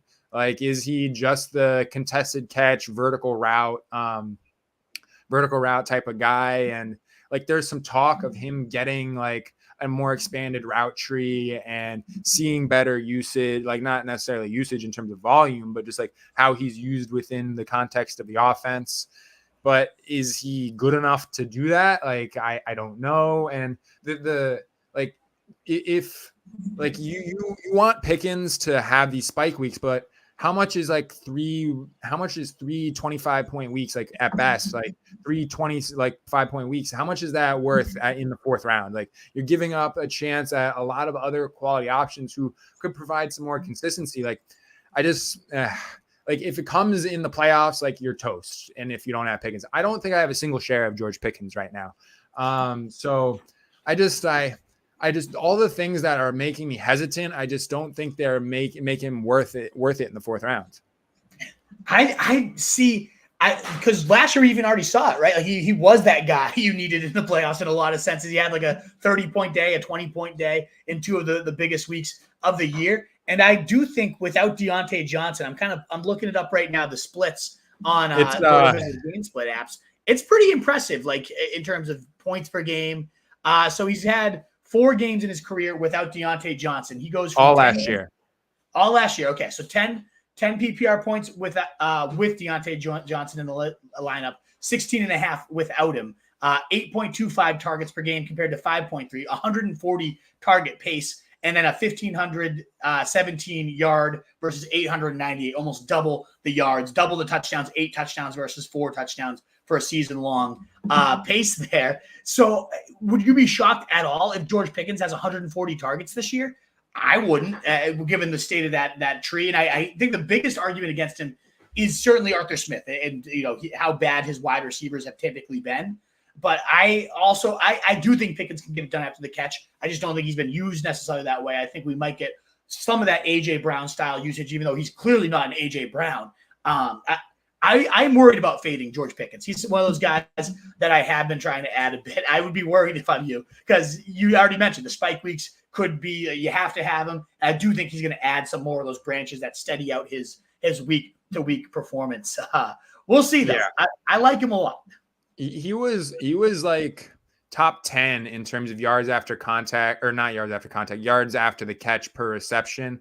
But I mean, like, that was he ripped off like an 80-yarder one time. It was like completely after the catch. So it's kind of juiced by some of these other like big plays. I just have such a hard time with him. Like it's so reductive to just say, don't take the wide receiver 1 for Arthur Smith. But I mean, like it still makes sense. Usually helps you out if you don't. Yeah. It's like, there's just truly nobody else. There's nothing there. I'm grabbing Xavier Worthy here. Yep. I was looking, I was like, wow, Worthy still isn't gone. Yep. Saw Hollywood Brown even fell to round 6. I think a lot, the positives team, Rashee Rice now the first receiver for the Chiefs off the board. A lot of positive sentiment that I don't know is warranted either. Like we just talked about how I still like getting Rashee Rice late round 6, early round 7. But I think people are baking in like, yeah, he's not going to get suspended. I find it very unrealistic that we don't get at least 4 games. And I wouldn't be shocked if they do try to make an example and give him 8 or something crazy. So, yeah, I like getting my exposure, but I don't know. I wouldn't take him as the first Chiefs receiver off the board. I love Kelsey Mahomes worthy. That's tough to pull off. And I love that we just snagged that here. We're going to have to queue up our next pick. But as we move through some of those ambiguous situations for the Bills, Thaddy is predicting Claypool. We can come back to that one in a second. If he's on the roster, maybe the fourth best option. He won't be on the roster. Wicks for the Packers. I do love that, especially at cost. He's my highest owned Packers guy. Chark, we're on line there. Thaddeus, love to see it. Burton, the wide receiver 3 for the Bengals. That's what I think everyone's playing it as, myself included. I hope it's him, but I do think Yoshi is somebody I'm going to start mixing in there if I miss on Burton and I want to correlate some Bengals stuff, which we're going to be looking at potentially in our draft here. Levis is the next Josh Allen. I love it. Thaddeus comes with the freaking heat, at least. No doubt about it. Levis being the next Josh Allen is nuts. He doesn't have that rushing upside to be Josh Allen, but he does have a cannon arm. I mean, I could see him slinging 4K and 30 touchdowns this year. He could be a steal because of it. I know I'll give you a little time to queue up our pick here. We'll figure out who we want to go. But then if you have any thoughts on Thaddeus's picks here for our ambiguous situations plus Will Levis hype. So for our next pick, I'll address Thaddeus's comments in a minute, but I've got just a couple running backs queued up. Alvin Kamara, Ramondre, Najee for the week 17 stuff with KC. And then we could also realistically grab Stroud here and just be done with quarterback. And we've already got Nico Collins. Any preference here? I know, because we have Burrow probably. Where did T go? He went pretty early. He's in front of us, so Burrow might not make it back. So yeah, I don't mind going Stroud here. And then if Burrow makes it back and we go both those guys, sweet. Like we have an elite quarterback room. But we can't go Burrow and Stroud, but I'm going to go Stroud. We could go if Burrow wraps around, and then like if he wraps to us the next round. No, I think you're just not seeing our roster. We have we have Mahomes. I completely forgot about Patrick Mahomes. All right, I was like, all right, I get like the two quarterbacks in the first 7 rounds, like borderline acceptable, but then you want to tack on a third, like So we're done at quarterback now. Never mind on Burrow. Which if the team drafter is paying attention, he would probably ideally see like we have both Mahomes and Burrow. He could probably push Burrow, or that we have Stroud and Mahomes, and I bet you he could push the T drafter to round 10 even, or rather his round 9 pick. Late, he really could right there in the middle there. So we'll see if he's paying attention. The guy that just took Rome. It'll be interesting to see where Burrow falls to, for sure. Now that we can't go Burrow, that'd be too much capital. We do need to look at running backs for sure. I was going to say Najee as well. Like he's not falling nearly as far as he had been. And I love Najee, especially as a running back 1. If you're like, you punted running back until the 0 or running back range, that's bankable, good volume right there. So if he makes it to us, it's a no brainer. I think when we were talking about him, like the first time we were just like, oh yeah, we got to be getting the pieces of this Pittsburgh backfield. Like I think he was just like a staple of like round 9. Like he was. Yeah. Like, it was crazy. You could basically just get him whenever you wanted in round 9. And now you like kind of have to fight for him in the 8th round. I know. So we'll see who falls back to us. My ideal backfield would be one of the Steelers, ideally Najee at this point, because we do need more volume than upside with Jalen Warren. There he goes, unfortunately. Damn. So maybe we get Warren, but Zach Moss making it back I also like because we have the Bengals thing with Chase going on here as well. But it could get ugly. Stroud might have been a luxury pick for us. But, I mean, that quarterback situation is great. And we do have I've been looking more into the Week 16 stuff. Correct me if I'm wrong, but isn't it Chiefs versus Texans in Week 16? I'm pretty sure it is. I remember it was something quite juicy. It was. I can pull it up. It is. Let me go look. So a shootout there would be awesome for us if we make it to Week 15. It is Houston KC. Yeah, so whatever side of that ends up going bananas, sweet. Cool. We'll be invested. This is the team that's going to make the best ball finals. Actually, of the 20 that will draft this summer, this will be the one. Actually, I can already tell. I mean, Aiyuk in the 3rd round, no one's getting that except for the people who are drafting right now. But I've seen the path. This is my first underdog Jamar Chase share, which is horrifying. But like I said, it's just because of where I'm falling in these drafts. We're about to be up, and we've got Moss or Zamir White realistically. I prefer Moss myself, but if you wanted, I don't have a lot of White, so I'm happy to get some more of him too. So I like either of the guys. I think we go White. I think Crane was kind of talking about this.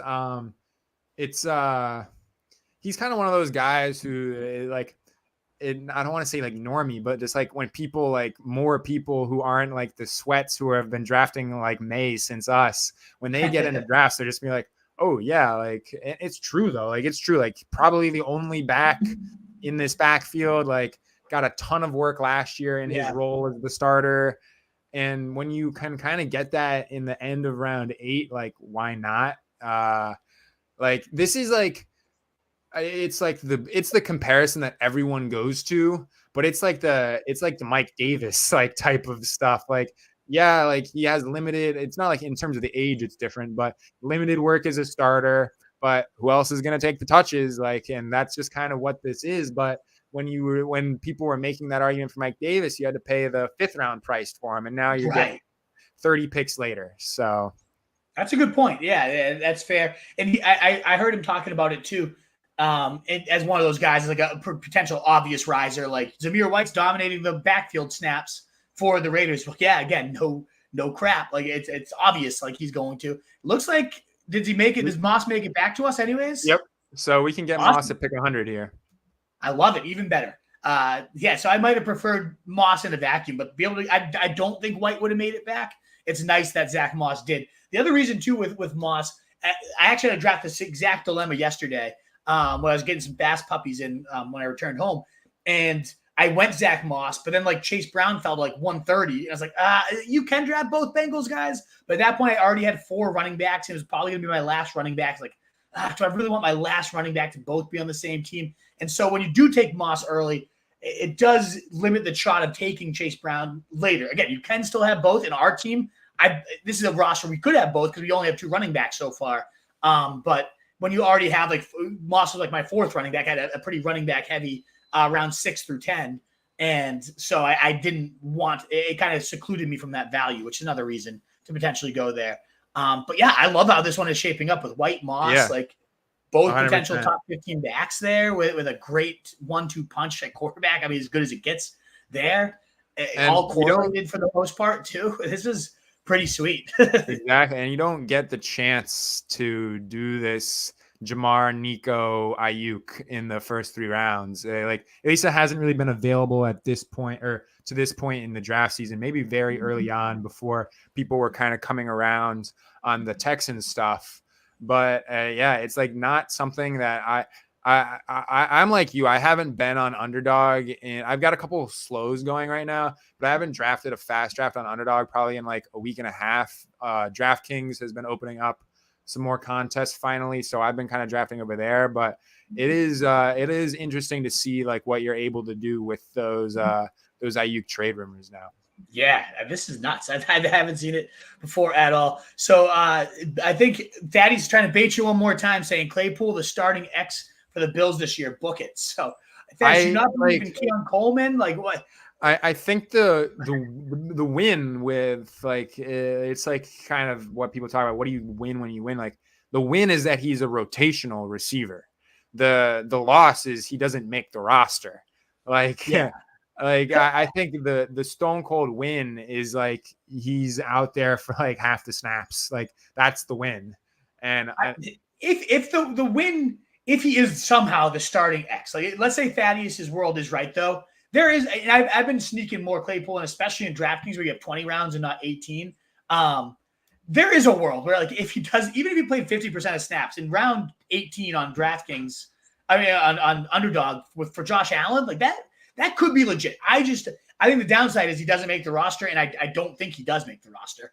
100%. I'd be shocked. But if the training camp, he is one though. If there is like a drumbeat that like is still in training camp, even when the pads are on, Claypool is the guy. Then yeah, I'd be intrigued. Like he'd be a guy I could actually pay attention to the drum beat, but I need more than shorts and shoulder pads practice to buy in unless I have Josh Allen, I'm trying to stack it. All right, what are we looking at here? So we've got I feel like we're gonna need to grab a wide receiver here soon. We could get Jacoby Myers to go along with our Zamir White. There's not he really. wraps around. I've seen him fall a ton. All right, we can go prefer running either back. Javonte or Gus. You know my love for Gus, but with us only having 2 running backs, I like either of those 2. It's so you want to just go Gus here then? I'm happy with it, but if you'd rather go Javonte, I'm fine with him. I think a running back here makes more sense, and then we see what wraps around. That's fine. If you want Javonte over Gus, though, that's no. I need more Gus, and I think you folded to my wishes of Brian Robinson over Gus in our last draft. So I could stand to grab a few more shares of Gus Edwards, even though I'm not the biggest fan. But it's the path to him just getting 250 carries, like it's there. So 12 touchdowns, they're there.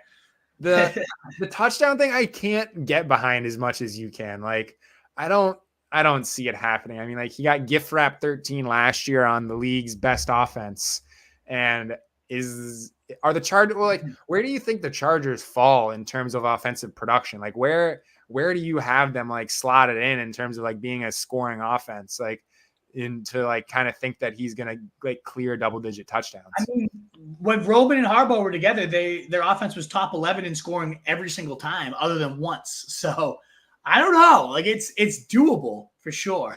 Yeah. I don't know. I'm gonna grab Myers here, by the way, if he's not taken right here.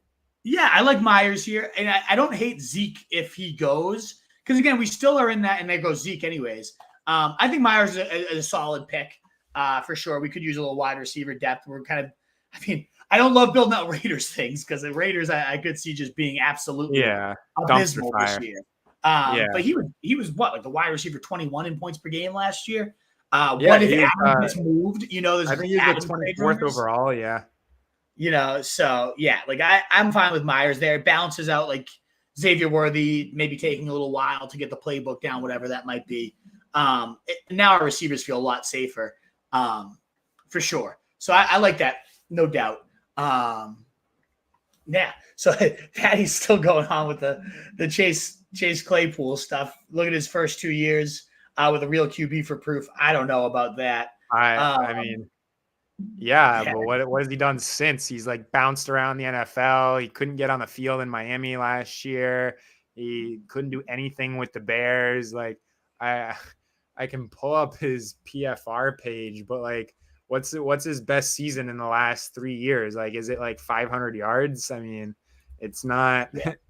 It's really not that much. It's pretty. I do worry too. I think you're right, especially bringing up Mike McDaniel's a great play caller, someone who maximizes speed, maximizes after the catch, all the things we thought Claypool was amazing at. And Waddle was hurt a lot last year. If he had a great chance, like, with a great play caller, a solid QB, a good scheme, that's the one that kind of seems more damning to me. If you want to tell me, it was Justin Fields, the Bears garbage offense, okay, I might buy that. So the Steelers haven't had a QB since Big Ben left. Okay, maybe I could buy that. It's the Dolphins one that I have a hard time getting over, especially with Waddle being out a good amount last year. So I don't know. Again, it's one of those ones, Thaddeus, I'll give you, like, if we keep getting that positive drumbeat, he's a lock to make the roster. Okay, I will take some Claypool. There's no doubt about it. I just worry he gets cut and then he's in like the Canadian Football League the rest of his career. But this will be his chance. I mean, he probably recognized like this is my last shot. This is as good as you can get, a vacant open target share for Josh Allen. It's there. So yeah. John commenting in Harbaugh's been to 3 title games in the NFL. Just look at his So we're not discrediting Harbaugh as a coach. I think Harbaugh's amazing. I'm excited to see him. It's more so like what will his passing game yield? It's kind of what we were getting at. He's typically been defensive minded, run the ball, bleed the clock. We saw it at Michigan, right? It's never going to be huge fantasy passing game numbers. We were talking more so, I guess, about Gus too and his scoring upside, though. That's where I do think like he loves to pound the rock. He wants to break your will. And one of the best places to do that is at the goal line. Like, I am going to pound it at you with a bowling ball like Gus Edwards, and I'm going to make you quit. That's kind of how I see Harbaugh. That's why I see a path for Gus. So yeah. All right, we're on the clock, right? So who are we looking at? So we've got Josh Downs, Leggett, Mike Williams. I'm thinking Kendre Miller here, most likely. I prefer Wright or McLaughlin. I actually kind of like McLaughlin here because you get the Bengals correlation.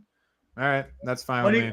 I don't love Kendre. I don't know. I'm just not a lot of reports. No, I'm going Kendre. We can All get right, I'll let you McLaughlin. Like Kamara that gives us Raiders correlation too. I'm cool with that. Like Kamara sucked, and it's also my stubbornness in not deviating that far from ADP on Jaleel McLaughlin. I like Jaleel McLaughlin a lot. Will I take Jaleel McLaughlin in the 12th round? Probably not. I think my personal ADP on Jaleel McLaughlin is in the 160, like 165. Yeah. So it's getting into the range where I'm uncomfortable. He falls. Yeah, that's fine with me. I did see Mike Williams up there. I know you're not a Mike Williams guy. He went the pick after us. That seems like a pretty intriguing pick as like a wide receiver 6. You have plenty of time for him to get healthy down the stretch. You know, he would have been intriguing a little bit to me as well. Yeah. What are you looking at? I've got Burton here to go along with Chase. I don't really. Yeah, that's probably the only wide receiver pick I would go with here. I mean, like, I guess DeMario, and he goes anyways. I don't really have a super preference here. Directionally, you want to go running back here? I don't like Burton for sure. I mean, Roman Wilson rather. I'd rather go McLaughlin. Yeah, why don't we go him? Yeah, no, that's just queued up for later. You want to go McLaughlin here? Yeah. All right, that's just queued up for later. Okay, and even then, like I've been kind of on Rome. Like, no, I completely understand. I was just queuing up Steelers for our Kansas City stack. So we're going to need to address wide receiver in these later rounds for sure. For sure. We've got very strong, it's very top heavy, but we're going to have to take some swings on some guys in these last few rounds. I'm good with that though. I like once you start 3 receivers and 4 in your first like 5 picks, I guess Worthy, we actually had a good value on there too. Didn't even have to be a top 5 pick. I'm okay with like, I don't see a huge difference between like Darnell Mooney right now and I was going to say DeMarcus Robinson, but he's starting to creep up. So not even him anymore late, but like Michael Wilson, Zay Jones, like I think the receiver, like at this point, it's kind of dropped off and there's no real difference. That's where I do think Mike Williams over Kendre could have been. Like he's a guy in this range that's like, okay, maybe that's a difference maker. That's fair. You're not in on Williams at all though, huh?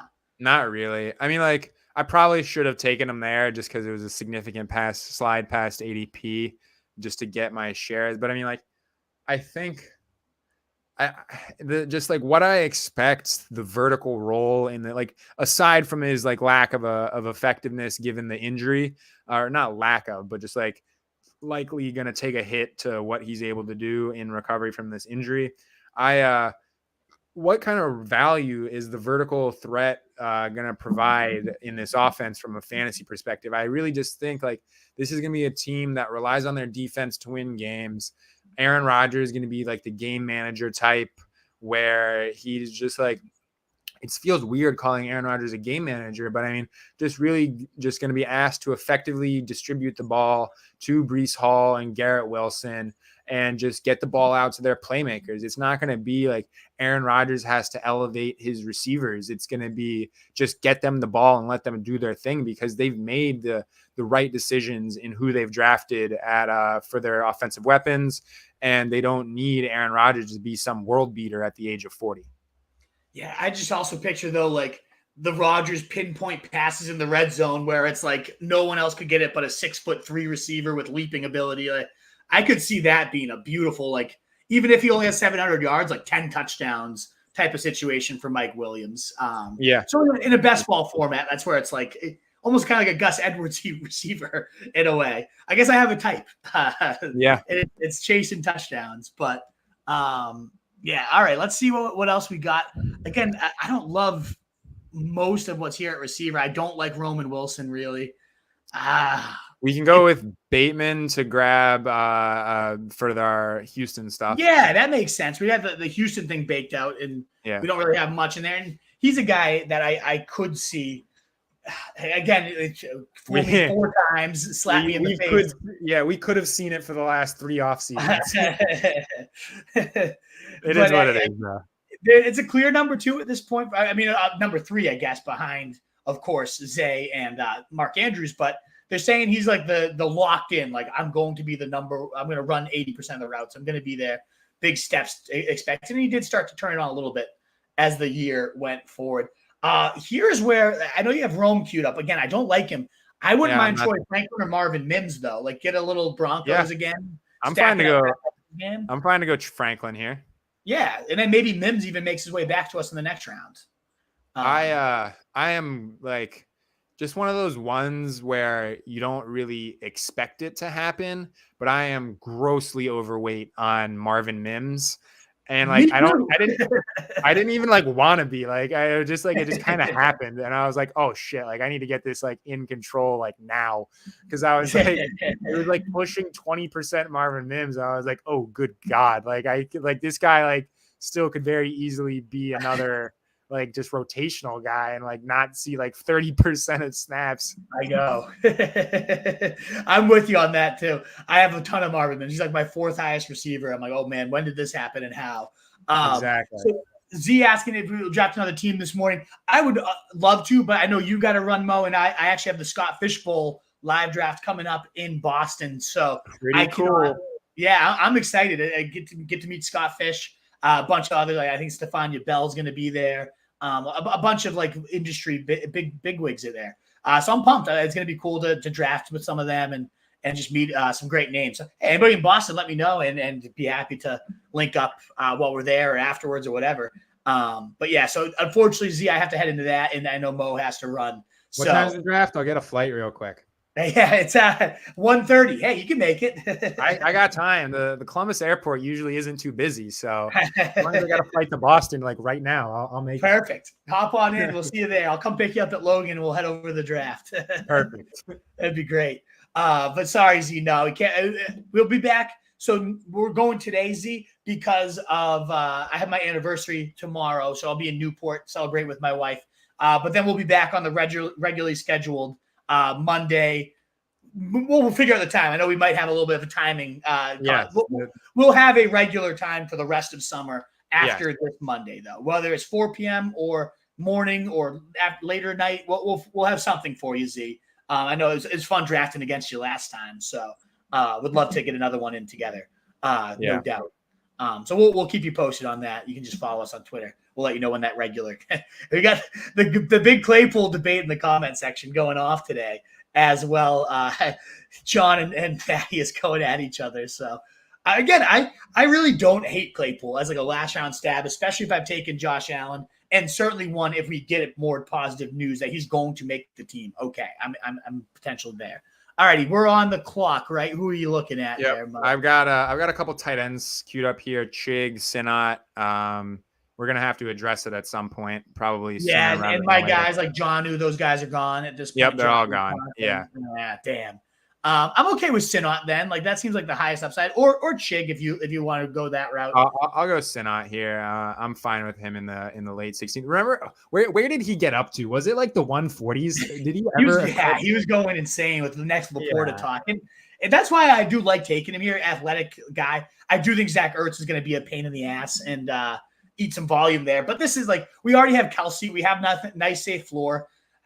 I don't know. I don't buy Chig myself. Even though I do buy the Titans, but now there's like Josh Wiley's the guy that's really panning out, and I don't know. To me, it's just I'd rather go for the athletic rookie tight end, even if it's much different class, much different potential role. Why not go for it? They drafted him in what, round 2? Was it round 2 or round 3? Like top of round 3? I think it was round 3. It was like the second pick of round 3. I mean that's still good capital. The second tight end off the board. So. I'm in on that one for sure. So we're probably in line for one more running back and one more receiver here. unless you want to hold off at 5 running backs.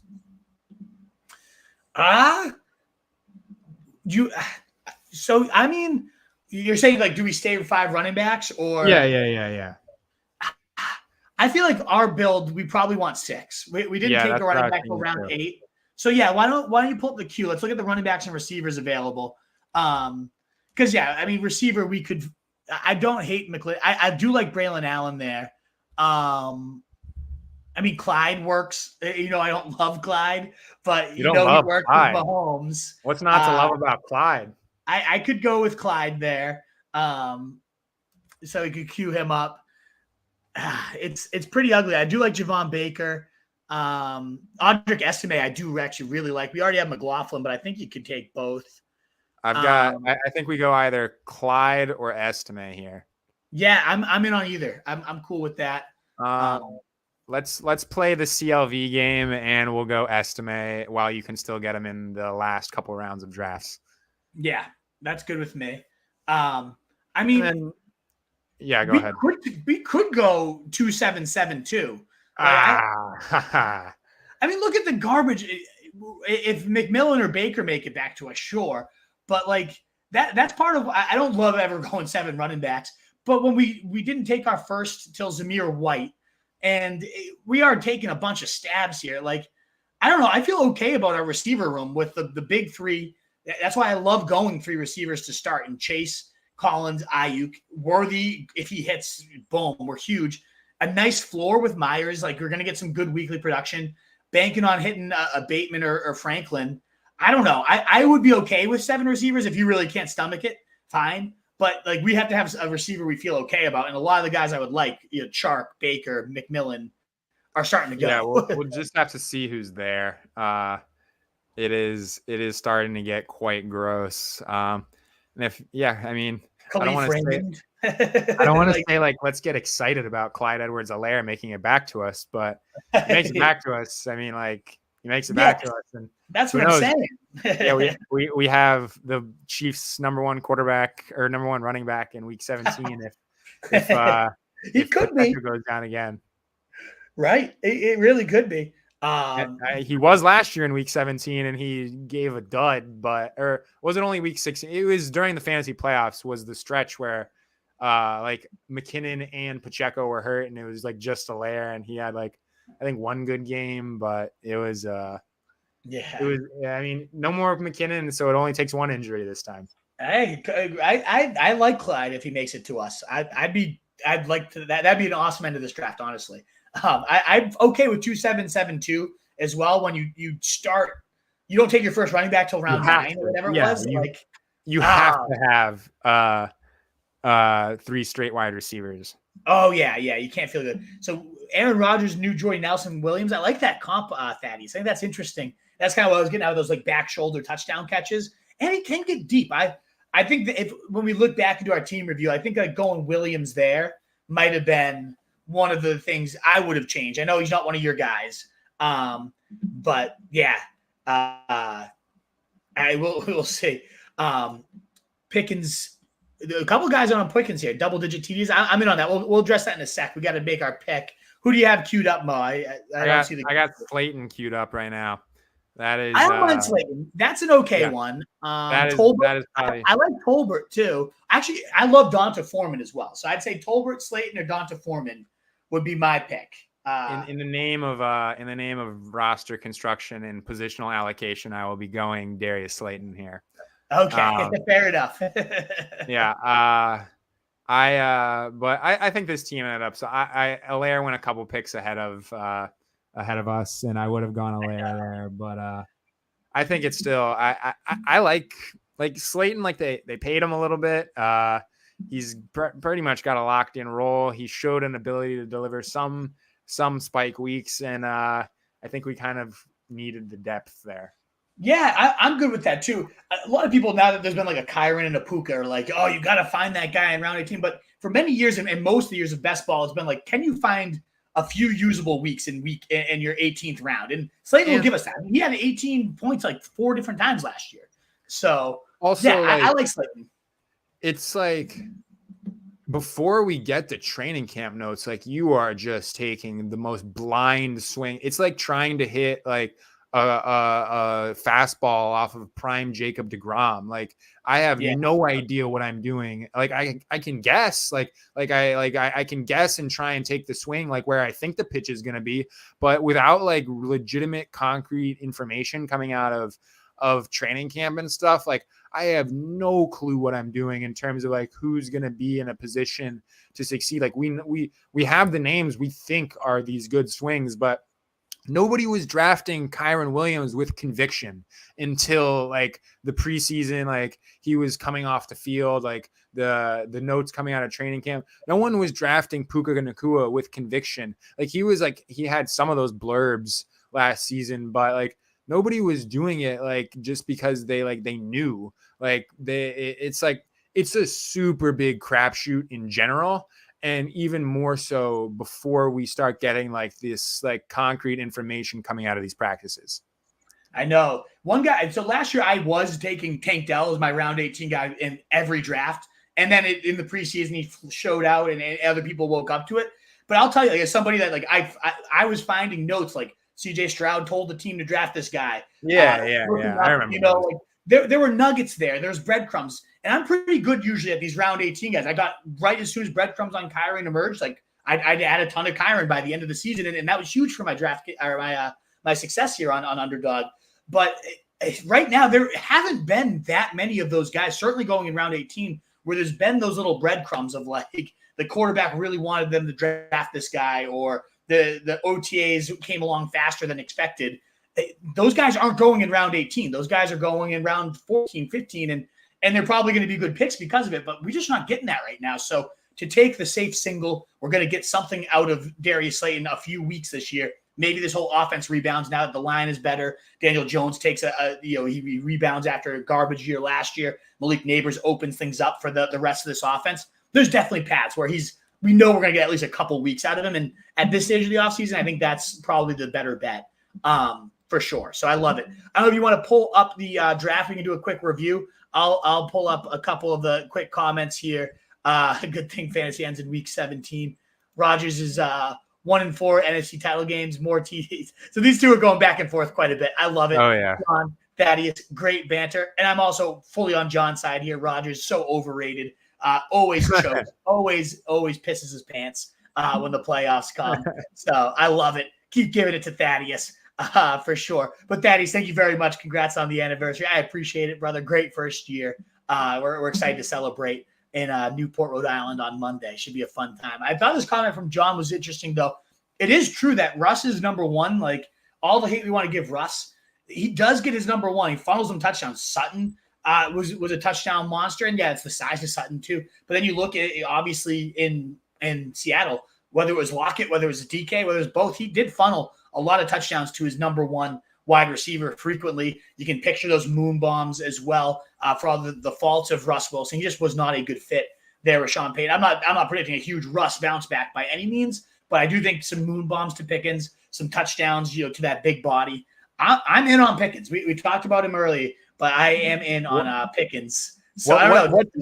What did double-digit touchdowns give you with Cortland Sutton last year? The per-game wide receiver 38?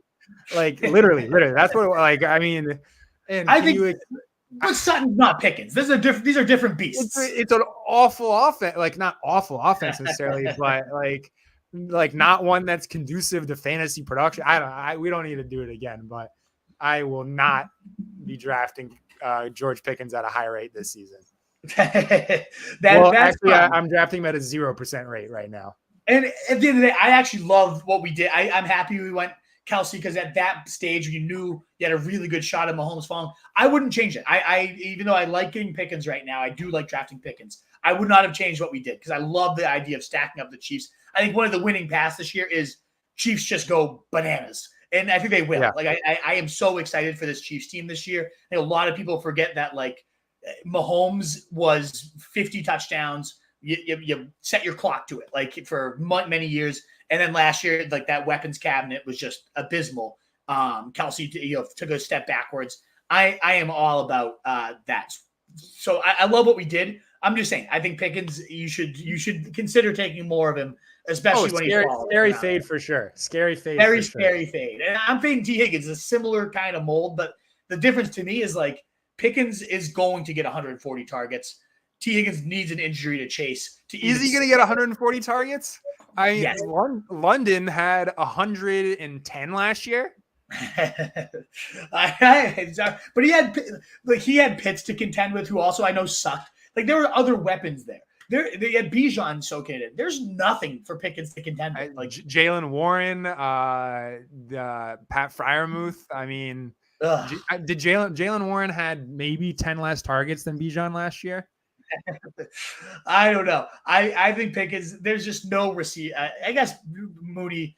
There's no other receivers there for the Falcons to contend with. So maybe I get it. I'm not trying to sit here and be like Arthur Smith, wide receiver 1, is the man. Like I get it, but Faden Pickens seems very scary to me. Oh, 100% scary. 100% very scary, bonkers. But... Yeah. Oh yeah, 100% scary. Jason Adden, he entered the Scott Fish charity on Underdog. Awesome, donating to a good cause. Fantasy Cares, for anybody watching there, a great organization. They do a ton of Toys to Tots. They spread out their charity work, and that's a big part of the Scott Fish Bowl contest. So I made sure to donate everybody out there. If you have the means, always nice to donate to a great cause like that. The scoring system, though, is bonkers. We won't spend the rest of the time debating, but in terms of like the receiving yardage, tight ends are like triple premium.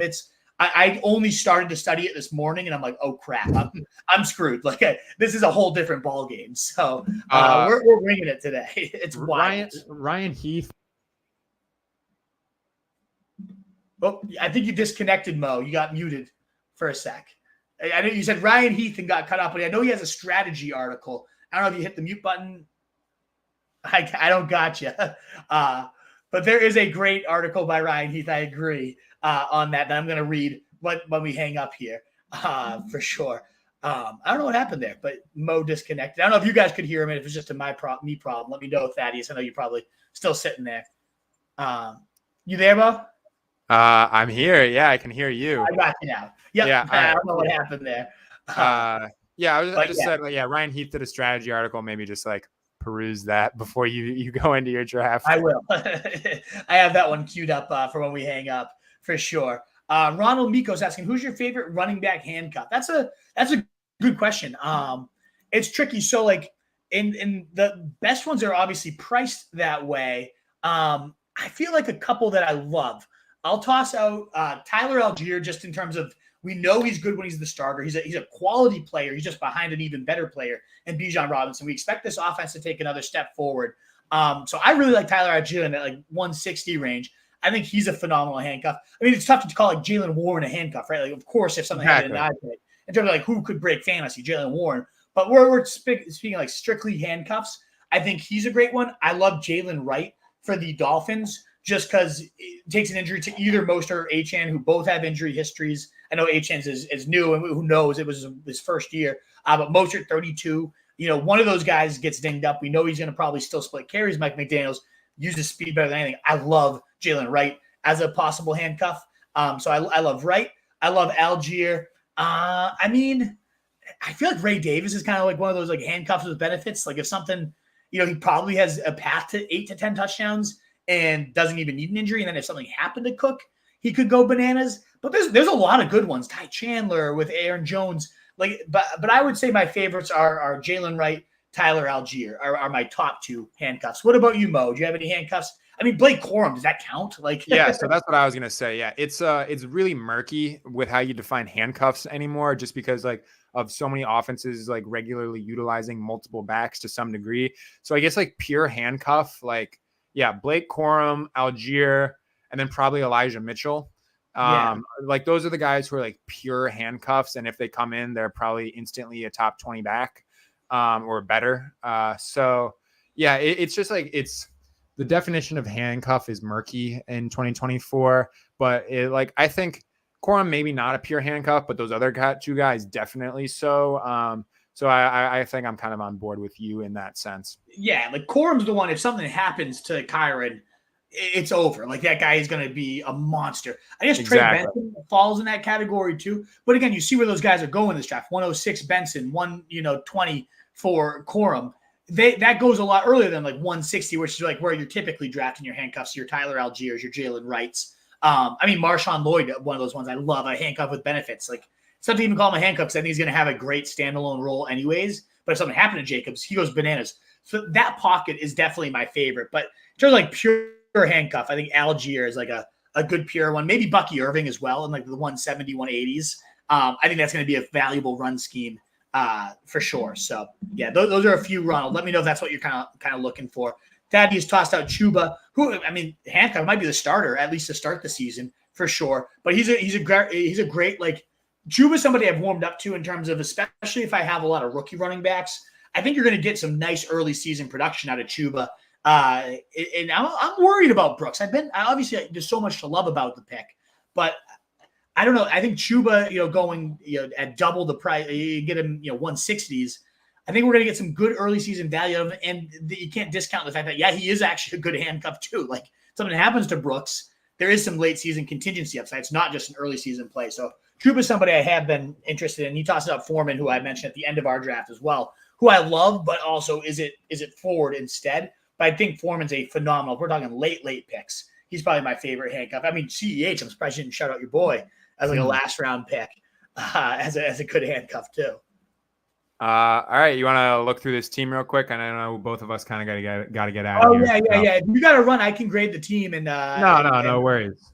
I know you said we're going to get up at 11. I just saw the time, so my bad. Yeah, no worries. First 3 rounds or first like 6 rounds, really, I think is all pretty straightforward. I mean, kind of just hammering away at wide receiver like we typically do, and grabbing a value in Brandon Aiyuk, who I personally, even with the trade rumors, don't think has any business in the 3rd round. And then we take our detour for an elite onesie, and then kind of the next couple picks are just kind of lining up with that. Yeah, I love it. That's why the 3 receiver start is so nice, because it gives you that flexibility to take 2 immediate detours, an elite both onesies, Travis Kelce, Pat Mahomes, and then even Xavier Worthy falling to us here in round 6. Like, Chiefs go bananas, easy bet to make. I think it's very realistic it happens, and that might be the thing you need. So it's great. And then to stack on CJ Stroud next to pair with Nico Collins to give us that like week 16 Chiefs versus Texans just bananas matchup. I love it. I know that was kind of a luxury pick there with Stroud, but 10 picks behind ADP, stacks him with Nico, makes it so you don't even have to think about quarterback the rest of the draft. Yep. I love everything about the first 7 rounds. And really the next, like, we went 0 running back, and we still got 3 running backs in White, Moss, and Gus Edwards. I could say very easily get 250 carry. Like, not guaranteed, but most likely all 3 of those guys see north of 250, I would say. To get in rounds. That's again why you start receivers early in these drafts. I bet all those guys go at least 3 rounds earlier in like home league kind of redrafts. But in these drafts, I mean, that's just guaranteed volume for to not take a running back till round 8 and probably be able to get 250 carries out of your next 3 picks. I think it's great. I love it. Yeah, I think these were all fine picks, especially relative to the price that you have to pay. And then we like take some like kind of like contingent value, but also like has some standalone value type of guys in Miller and McLaughlin to round out the running back room for the most part. And I think those are like kind of the guys you like to take in this range. Like, they should have some standalone value, but like if something happens, maybe not so much with McLaughlin. He's probably not the type that'll ever like have a huge role as a rusher, but with Miller for sure, like if something happens to Alvin Kamara, like it's wheels up for Miller. So those are the type of bets that I like to make in this round, like 11 through 13 range. So I'm happy with like how he complemented, because like the White through Moss and Edwards, like it's kind of just like, it's not the bet you love to make like on just like guaranteed volume with like guys who are not really like objectively not that good of running backs. Like, they're by no means like game changing running backs. Like this is just all 3 of them are volume based bets, but then you kind of pair them with some guys who have some upside, and like especially with Miller, like massive contingent upside. So I think we rounded out the running back room pretty soundly there. And then we kind of just tack on some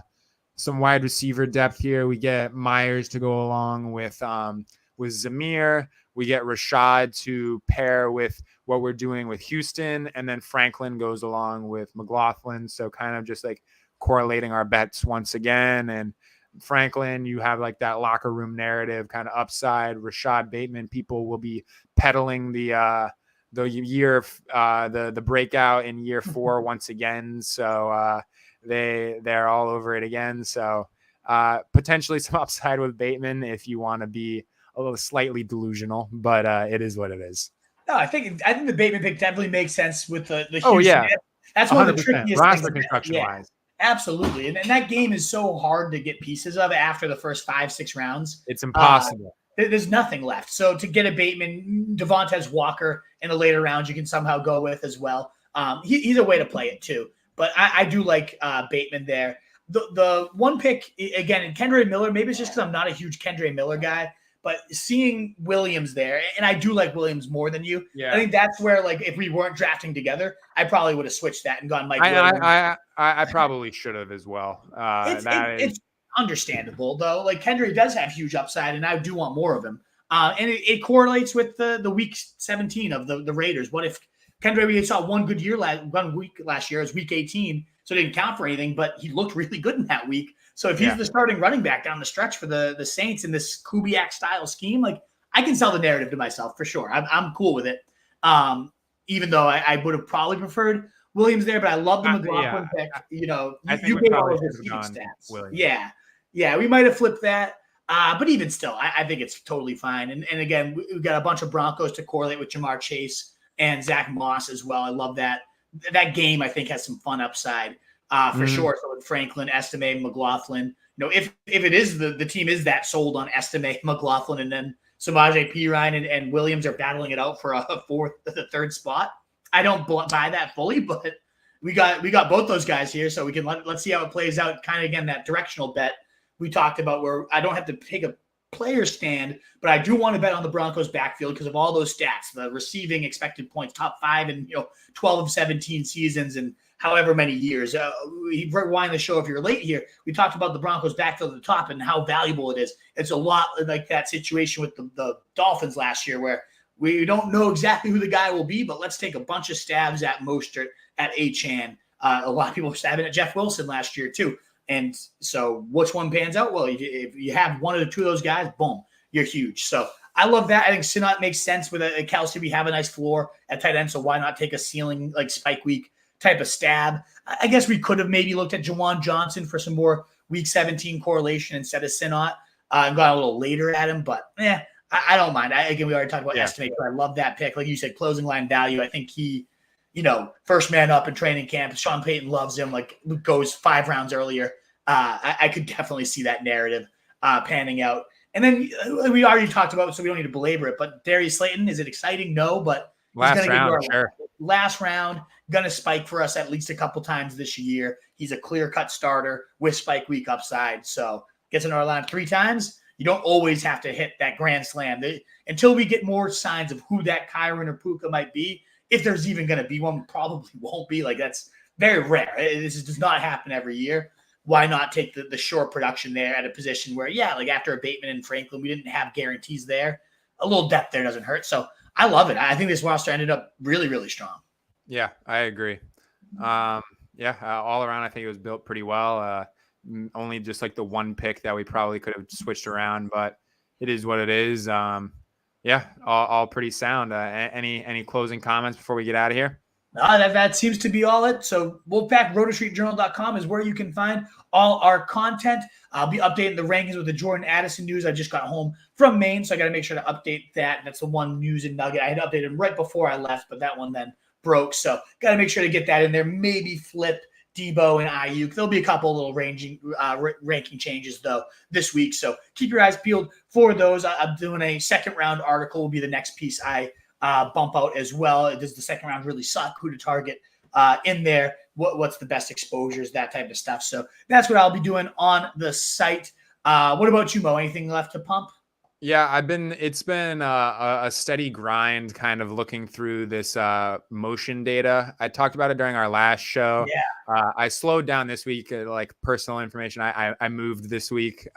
So I have my workflow has been slowed for a little bit, but I've been steadily grinding away, kind of just like trying to take a look at the impact of like some of the motion data and looking at some offenses who we might be able to exploit in fantasy using that information. Awesome. Definitely keep your eyes peeled for that. Again, at rosestreetjournal.com. You can find me at Rose Street Wolf, Mo at Mo, MOH_FFB. Thank you, Thaddeus. Everybody's tuning in. Jason, Ronald, all the comments. John, great to get some banter going. We'll definitely be churning these out more regularly the rest of the summer. Once the anniversary, vacations, the moving, all that stuff is done, we'll get a more regular cadence going for you guys to close out these last few months. But, man, it's good that training camp is back. So make sure, again, to keep your eyes peeled on those 10 to 12 stories we talked about. And in a world full of fantasy sheep, guys, be the wolf. Later, guys.